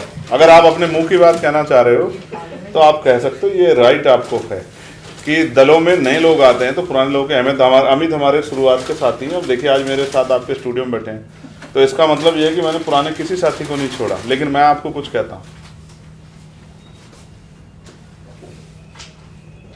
हमारे लिए राजनीति सुख सुविधा का अवसर नहीं है और हेलीकॉप्टर हवाई जहाज में घूमने का या उनमें बैठने का शौक हम लोग नहीं रखते। हम राजनीति इसलिए कर रहे हैं क्योंकि आज भी हमारी बात को कोई जिम्मेदार से नहीं उठाता। हमने सबके भाषण सुने हैं पार्लियामेंट में, जहाँ सवाल पूछने चाहिए थे सरकार से कि वो बताएं कि इन वर्गों के हालात का जिम्मेदार कौन है, वहाँ एक दूसरे से बड़े हंसी मजाक हो रहे थे। तो उधर से कहता था डरो मत डराओ मत, और दूसरा उधर से कह रहा था मौसी अभी तो पार्टी सांस ले रही है। शोले के डायलॉग सुनाए जा रहे थे। क्या पार्लियामेंट शोले के डायलॉग सुनाने के लिए? आप समझो ना क्या हो रहा है। पक्ष भी आप है विपक्ष भी आप है, तो फिर भाई फिर तो मेरे जैसे लोगों को तेजी से बोलना चाहिए कि हमारे लोग समझ आए। मैं फिर आपसे कह रहा हूँ, हमारी पार्टी में सभी का सम्मान है, और पुराने जो लोग हैं जिन्होंने काम करके यहाँ पे आए, आप आज ही मैं उन सबको एक बड़ी माला जो मैं खुद नहीं पहनता उनको पहना के आया, जितने हमारे कोर कमेटी के लोग थे, क्योंकि उन्होंने बहुत मेहनत की थी। तो ऐसा नहीं होता है, घर के पुराने लोग पुराने ही रहते हैं, नया 9 दिन पुराना 100 दिन। आपने ये संपत्ति वगैरह की बात की अभी, एक जो पब्लिक परसेप्शन है जो देख के लग रहा है कि मायावती जी को लेकर के जो कुछ हो रहा है पिछले 1-2 साल से, वो बीजेपी की मदद शायद इसलिए ज़्यादा कर पा रही है क्योंकि प्रॉपर्टी उन्होंने ज़्यादा बना रखी और वही अकेले नहीं, सैफई वालों ने 10 साल तक यूपीए सरकार को चुपचाप समर्थन दिया क्योंकि सीबीआई में एक पी पड़ी हुई थी उनकी। ठीक है, तो प्रॉपर्टी उनके पास भी ऐसा लगता है, मालूम है सबको। मैं ईडी में नहीं, तो ये नहीं सर, मेरा बस एक ये सवाल है सर कि क्या ये जो SC ST OBC के जो नेता होते हैं इनमें लस्ट बहुत होता है प्रॉपर्टी बनाने का, और इतना बना लेते हैं कि बाद में वो एजेंसियों के लिए बड़ा आसान काम दे देते हैं और उनकी खुद की ग्रोथ मारी जाती है। जैसे अब मायावती जी के बारे में ये सबको मालूम है, देखिए आपके बगल में जो बैठे हैं ये ईडी को बहुत फॉलो करते हैं। इनको पता है कि कैसे वो सब कर रही हैं जो इस समय प्रचलित है। तो इस पर आप कुछ कहना चाहें? थोड़ा सा और बात को आगे बढ़ानी चाहिए आपको। दिल्ली वाले लोग भी जेल में हैं, आप उनको क्यों छोड़ दे रहे हैं? वो अलग कारणों से होंगे, लेकिन अलग कारणों, वो भी किसी घोटाले में, पैसे के घोटाले में कुछ ऐसा लगता है। आप अपने जवाब में जोड़ दीजिए। मैं आपसे ये कह रहा हूँ, सेंटर के पास उन एजेंसियों की पावर है जिनसे वो स्थापित क्षेत्रीय दलों को और स्पेशली जो वंचित वर्ग के दल हैं उनको, उनके लीडर्स को इधर उधर कर सकते हैं, डिस्टर्ब कर सकते हैं। तो जिन 2 दलों की बात की उनके नेताओं की, वो दोनों सेंटर में नहीं आए सरकारों में, दोनों ने बाहर से समर्थन देके रखा। क्यों देके रखा ये वो बेहतर जानते होंगे। लेकिन एक कड़वा सच ये भी है कि क्या अखिलेश जी और मायावती जी के पास ही संपत्तियां हैं और किसी दल पे संपत्ति नहीं है? क्या कांग्रेस पे संपत्ति नहीं है? क्या बीजेपी के लोगों पे संपत्ति नहीं है? कोई एक नेता, मैं तो कहता हूं देश के सारे नेताओं की जांच होनी चाहिए, और देश के सारे ब्यूरोक्रेसी में जितने लोग हैं उनकी भी जांच होनी चाहिए। देश के जुडिशरी में जितने जो हैं, चाहे वो हायर जुडिशरी और लोअर, सबकी जांच होनी चाहिए, और जितने क्लास 1 के अफसर सबकी जांच होनी चाहिए। तो मैं गारंटी देता हूं कि देश का सारा कर्ज उतर जाएगा अगर आप ये सब चीज़ें करवा दें। तो इसलिए मुझे उन पर कुछ नहीं कहना। अच्छी बात है, चुनाव लड़ने के लिए पैसों की ज़रूरत होती है, पार्टियों को पैसे की ज़रूरत होती है। उन्होंने अवैध तरीके से कमाया है तो आप उन पर कार्रवाई कर दो, और अगर उन्होंने उन पर संपत्ति है तो इससे किसी को तकलीफ नहीं होनी चाहिए। रही बात मेरी, तो मैंने राजनीति में सीख ली है कि कोई भी ऐसा कार्य नहीं करना जिससे कि कोई दूसरा व्यक्ति आपको अपने हाथ से चला सके। स्वतंत्र रहने के लिए कुछ चीज़ों से को त्यागना पड़ता है। काशीराम साहब को कोई ईडी का डर नहीं दिखा पाया, कोई सीबीआई का डर नहीं दिखा पाया। तो अपनी जो है आवश्यकता सीमित कीजिए, और जिस काम को करना है उसी काम को कीजिए। कुछ समाज को कुछ देने के लिए अपना कुछ खोना पड़ेगा, तो इसलिए अपना कुछ खोने के लिए हम तैयार हैं। और भारत की राजनीति में मैं अकेला, आज के समय में पहला अकेला व्यक्ति हूँ जिसने 4 गोली खाई है, और वो फिर भी जो है किसी दबाव के कारण इधर उधर नहीं हो रहा है, अपनी आइडेंटिटी पे खड़ा, अपने विचार पे खड़ा। लालमणि जी, आप पूछना चाहते हैं? अच्छा, हाँ सर, मेरा एक सवाल था कि आपने जैसे बोला कि काशीराम जी और बाबा साहब अम्बेडकर के जो उन्होंने बोला था कि जो होना चाहिए था, अभी वो बहुत सारे काम अभी बाकी हैं, मगर साथ ही साथ अब BSP जैसा जो पार्टी है, जो मूवमेंट से उठ के आया है, वो अब डिक्लाइन कर गया है। तो मेरा सवाल ये था कि अब आपको लगता है कि जो बीएसपी का डिक्लाइन है वो उसका क्या इम्पैक्ट होगा बहुजन मूवमेंट के ऊपर? आप अब बोल रहे हैं कि आप एक नए फेस हैं, सब बोल रहे हैं, मीडिया भी बोल रही है, मगर एक अकेलापन या फिर जो मायावती जी जिस पहुंच पे थी अब वो नहीं है, वो एक मूवमेंट नहीं है, तो आपको लगता है कि बहुजन कार्य करने के लिए एक थोड़ा सा अकेलापन और क्या कहते हैं पार्टी जो डिक्लाइन हुई है उसको बहुत इम्पैक्ट होगा? कैसा अकेलापन? पार्लियामेंट वाला? नहीं सर, और बहुजन मूवमेंट को आगे बढ़ाने के लिए तो भाई ये भी दल लाखों लोग मिलकर चला रहे हैं भाई,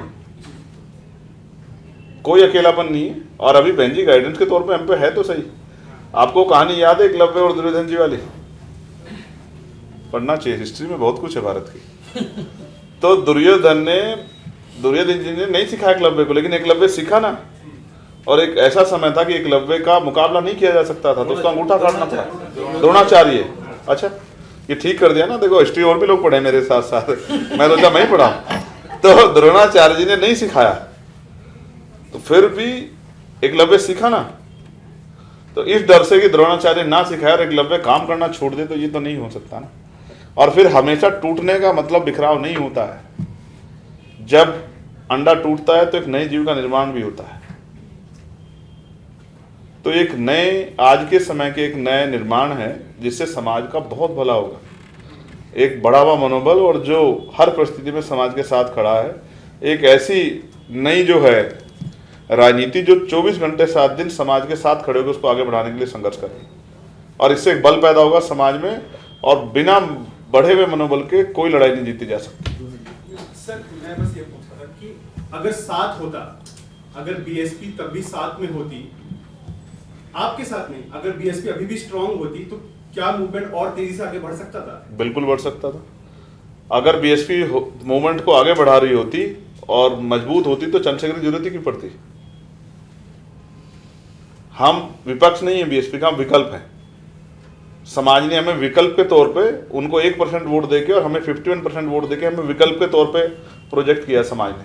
समाज वोट नहीं देता तो क्या हम विकल्प बन पाते? तो इसलिए मैं कह रहा हूं कि एक पेड़ कमजोर हुआ है तो दूसरा पेड़ तैयार हुआ है, जिसकी छांव में समाज को लंबे समय तक आज़ादी से जीने की आज़ादी लंबे समय तक मिलेगी। चंद्रशेखर जी, आपने कहा कि आप काशीराम जी के अनुयायी है। आप एक बहुत ही छोटा सवाल है कि बहुजन मूवमेंट का फ्यूचर आपकी दृष्टि में अभी क्या है? बहुत सारे राज्यों में बहुत सारा काम है, महाराष्ट्र है, उत्तर प्रदेश है, राजस्थान है, मध्य प्रदेश है, ये जो कुछ राज्य जो है काफी बड़े हैं, पंजाब भी है। तो आपकी दृष्टि क्या है एज ए सांसद, एज ए नेता, इसके बारे में अगर कुछ? Bright future. डॉक्टर अंबेडकर ने कहा था कि 21वीं सदी हमारी, वो लाइन अब शुरू होगी। उस लाइन को अब वो भी बोलने लगे जो इस डॉक्टर अंबेडकर से भी सहमत नहीं थे, आज वो भी इस बात को बोलने लगे। तो इसका मतलब रास्ता अपनी तरफ चल रहा है, हवा उस तरफ की बहने लगी है। इसलिए मेरा ये मानना है कि ब्राइट फ्यूचर है। और अब जब मेरे जैसा आदमी संघर्ष करने वाला आदमी कामयाब होगा तो बहुत सारे लोगों को रास्ते मिलेंगे जो एक्टिविस्ट हैं, काम कर रहे हैं। अब उनको किसी दल के पिछलग्गू बनने की जरूरत नहीं, वो मेहनत करके आज़ाद समाज पार्टी जुड़ के भी अपने लोगों के हितों की रक्षा कर सकता है, आगे बढ़ सकता है। चंद्रशेखर जी, इस बार जो लोकसभा में चुनाव परिणाम आया उसके बाद रूलिंग पार्टी बीजेपी की साइड, अपोजिशन साइड सबने बताया कि जो संविधान को लेके और जो आरक्षण को लेके जो चिंता थी, उसमें शेड्यूल कास्ट मुस्लिम सबने मिलकर एक साथ अपोजिशन को, एसपी कांग्रेस अलायंस को वोट दिया उत्तर प्रदेश। नगीना में ऐसा क्या हुआ, जबकि लोग चाहते थे कि एक अकेला एमपी संविधान को कैसे बचाएगा, पर फिर भी वहाँ पे मुस्लिम, दलित, जाटो सबने मिलकर आपको वोट किया, वहाँ पे एसपी कांग्रेस को नहीं वोट किया। और इसी तरीके से मध्य प्रदेश, बगल का स्टेट छत्तीसगढ़, वहाँ पे भी लोगों ने बीजेपी को वोट किया, क्योंकि वहाँ SC/ST हैं। ये क्यों हुआ ऐसा?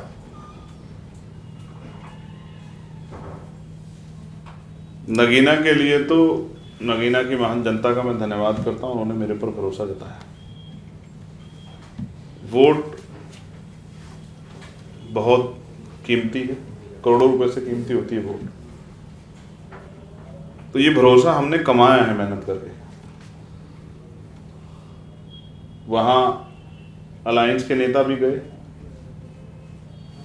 वहाँ BSP के नेता भी गए, वहाँ भाजपा के नेता भी गए। उन सब के चेहरे को पसंद ना करके उन्होंने आज़ाद समाज पार्टी के कार्यकर्ता को ताकत दी। ये हमारे भीम आर्मी आज़ाद समाज पार्टी के लोगों का संघर्ष के कारण ही संभव हो पाया। और बाकी जगह पे जहां मैं नहीं गया उनके लिए मैं कोई टिप्पणी नहीं करना चाहता। 2022 के चुनाव में आपने सपा से बात की थी अलायंस के लिए, बट उस समय नहीं हो पाया, तो आपने कहा था कि अखिलेश यादव ने दलितों का अपमान किया है, मेरा अपमान किया है। अभी इस बार बातचीत हुई थी, फिर आपका नहीं बन पाया, आपको सीट नहीं मिली, बट शपथ लेने के बाद जो सबसे पहले नेता थे जिनसे आपने हाथ मिलाया वो अखिलेश यादव थे। जब आप उनसे मिलने गए तो क्या था आपके माइंड में, आपने सबसे पहले अखिलेश यादव से मिलने का? देखिए, मैंने कभी ये नहीं कहा कि उन्होंने मेरा अपमान किया है। कोई आपके पास ऐसा एविडेंस हो तो दिखाओ। मैंने ये कहा 2022 में जब हमारा अलायंस नहीं हुआ कि उनको दलितों की वोट तो चाहिए, लेकिन वो दलितों को नेतृत्व या हिस्सेदारी नहीं देना चाहते। तो ये इस बार भी हुआ। क्या उन्होंने बाबा साहब अम्बेडकर के नाम पे वोट नहीं मांगी? क्या उन्होंने प्रार्थना नहीं की कि बीएसपी को वोट देने वाले लोग जो हैं, बीएसपी को वोट ना दे वरना भाजपा को फायदा होगा, हमें वोट करें?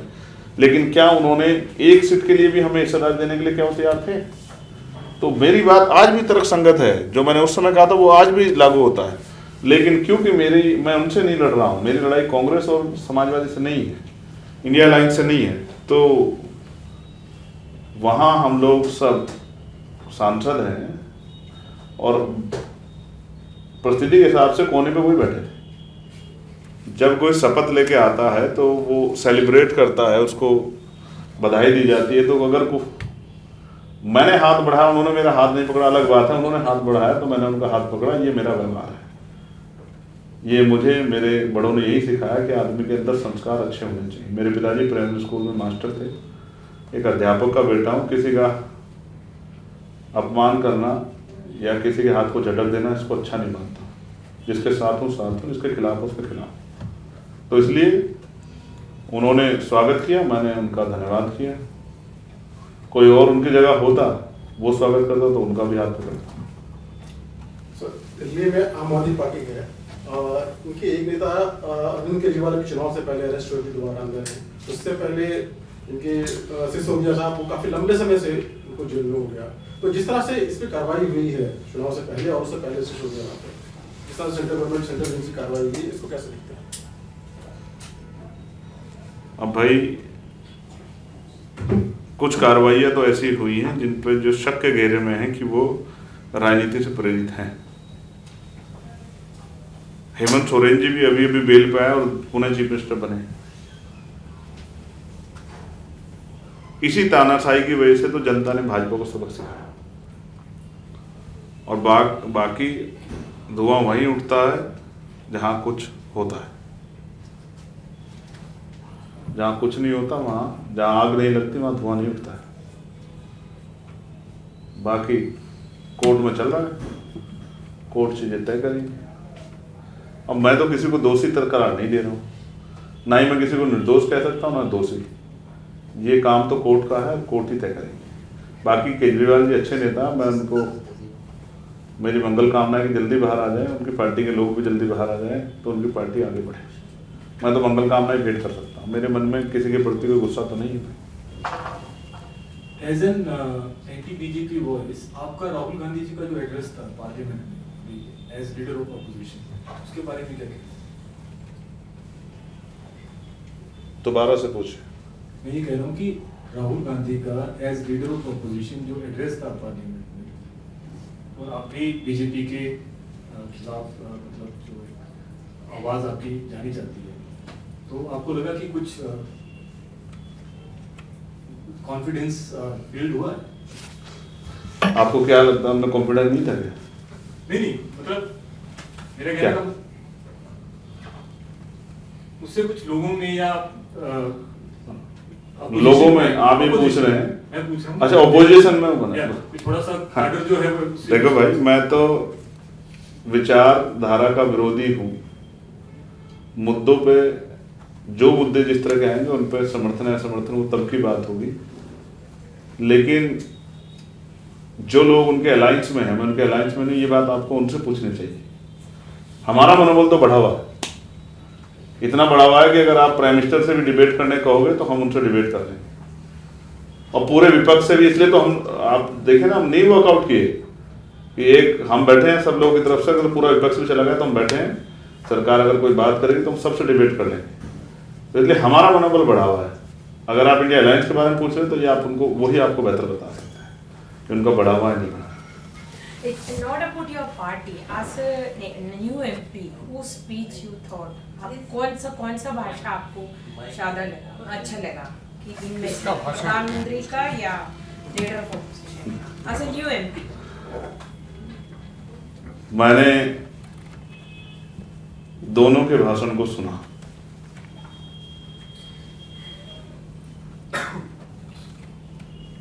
और दोनों ने अपनी अपनी पार्टी और अपने अपने एजेंडों पे, अपने अपने विषयों पे बात की, लेकिन मुझे सबसे ज्यादा अच्छा भाषण अपना ही लगा।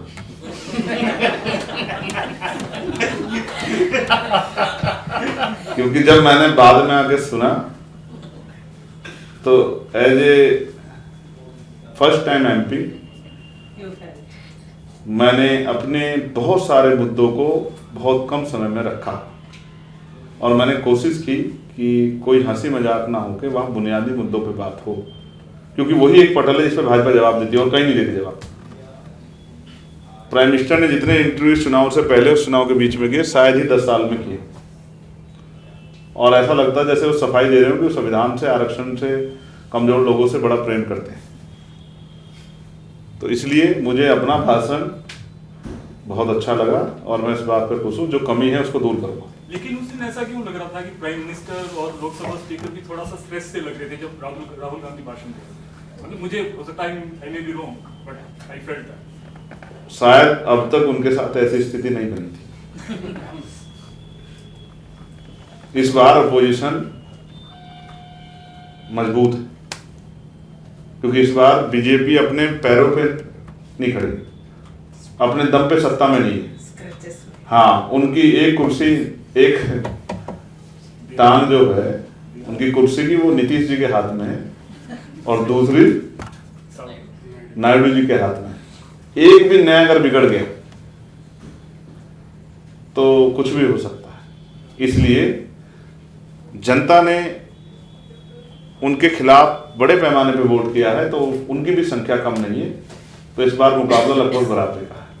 एक सवाल और पूछूंगा, मायावती जी जैसे लोकसभा इलेक्शन हो रहे थे तो काफी खुल के नहीं बोल रही थी बीजेपी के खिलाफ, बोल रही थी लेकिन ऐसा लग रहा था कि नहीं बोल पा रही है ढंग से। क्या ये सिर्फ एजेंसियों का ही करते हैं कुछ और भी करते? आप जाके पूछ सकते हैं लखनऊ। आपका क्या कहना है? जबरदस्ती कहना मतलब कमाल है भाई, ये उनका फैसला है। मैंने आपको कह दिया हमारी इतनी बड़ी नेता वो कुछ जो कर रही है सोच समझ के कर रही होगी। आप मुझसे कहें को कुछ कहलवाना चाहते हैं, आप जबरदस्ती झगड़ा करवाना चाहते हैं। फिर मैं ये कुछ कहूँ, कल वो छपे और उनके लोग मुझे कहें कि देखो बहन जी का बारे में ऐसी बात बोल रहे हैं। भाई मैं कहें को कुछ कहूँ, आपके समझ में कुछ आया नहीं आया? आपको महसूस हुआ कि वो नहीं बोले बीजेपी के खिलाफ?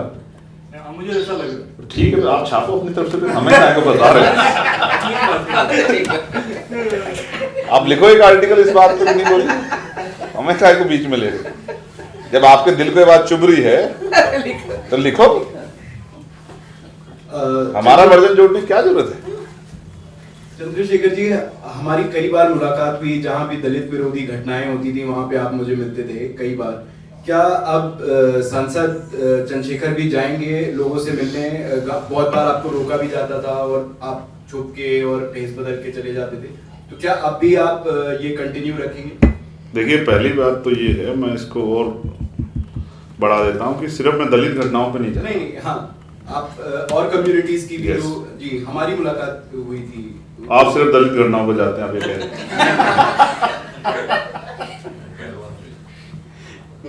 ना। मैं जब लखीमपुर खीरी में किसानों के ऊपर गाड़ी चढ़ाई गई, मैं पहला शख्स था जो वहां गया था 7 घंटे मोटरसाइकिल का सफर करने के बाद। तो आप नहीं गए थे तो आपको नहीं पता? नहीं, मैं वहां था।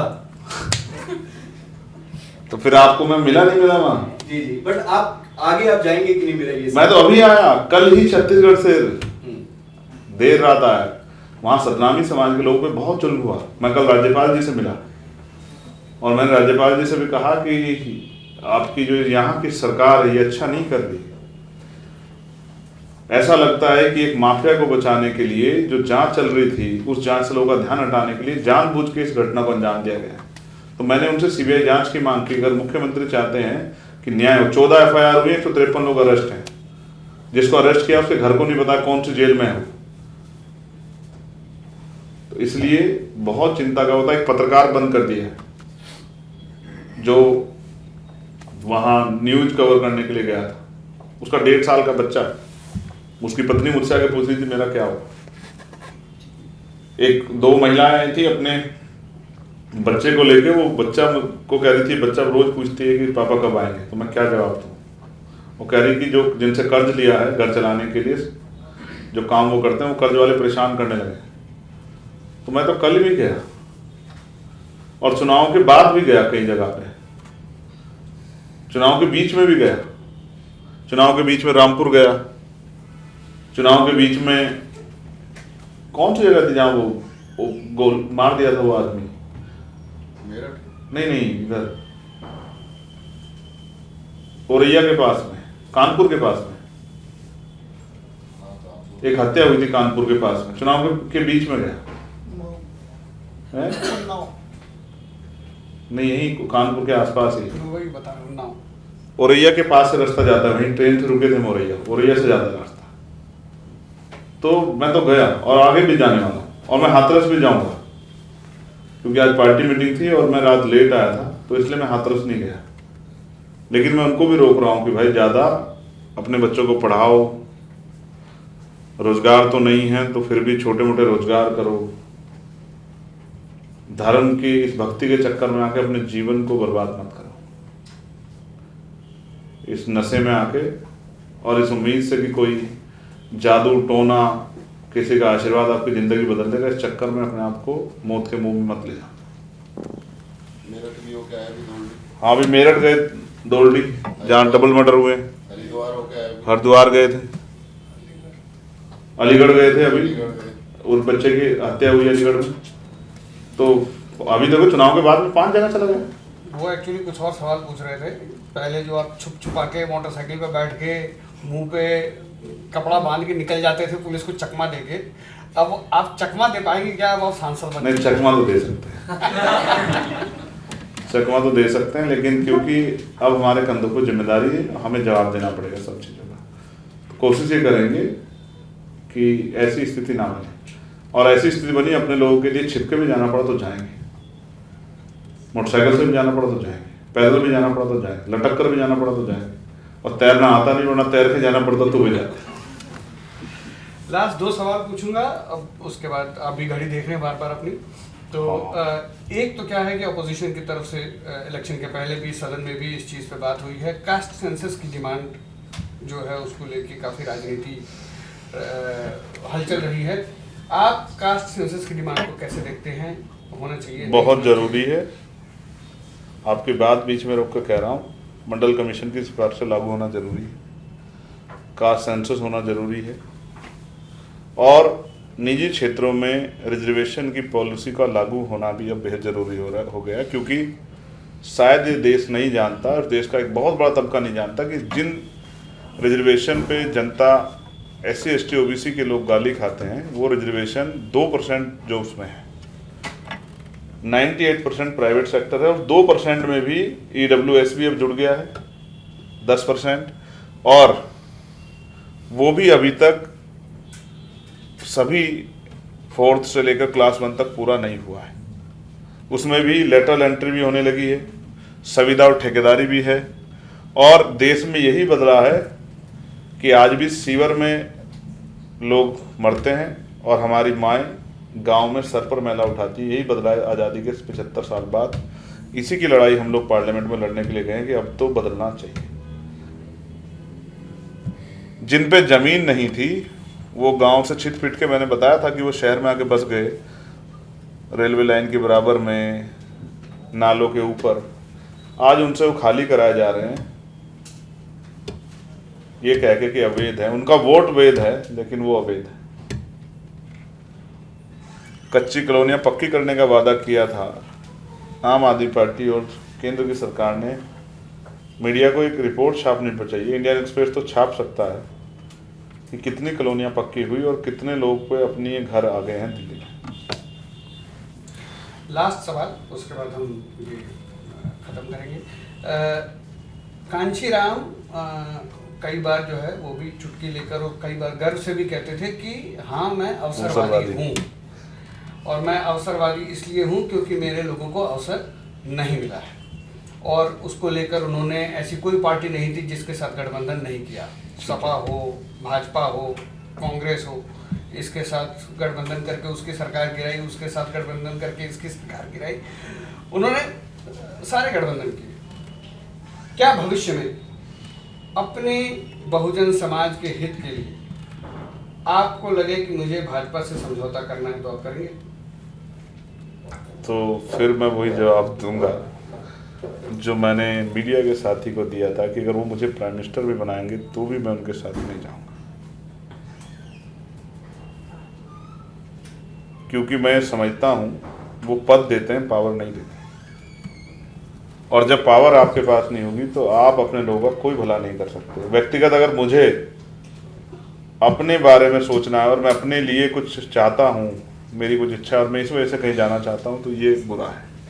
फिर मैं अपने लोगों के साथ बहुत बड़ा धोखा करूँगा और मैं वो धोखा करने के लिए राजनीति नहीं करता हूँ। अगर भाजपा इतनी अच्छी होती तो इस बार जनता उनको सबक नहीं सिखाती।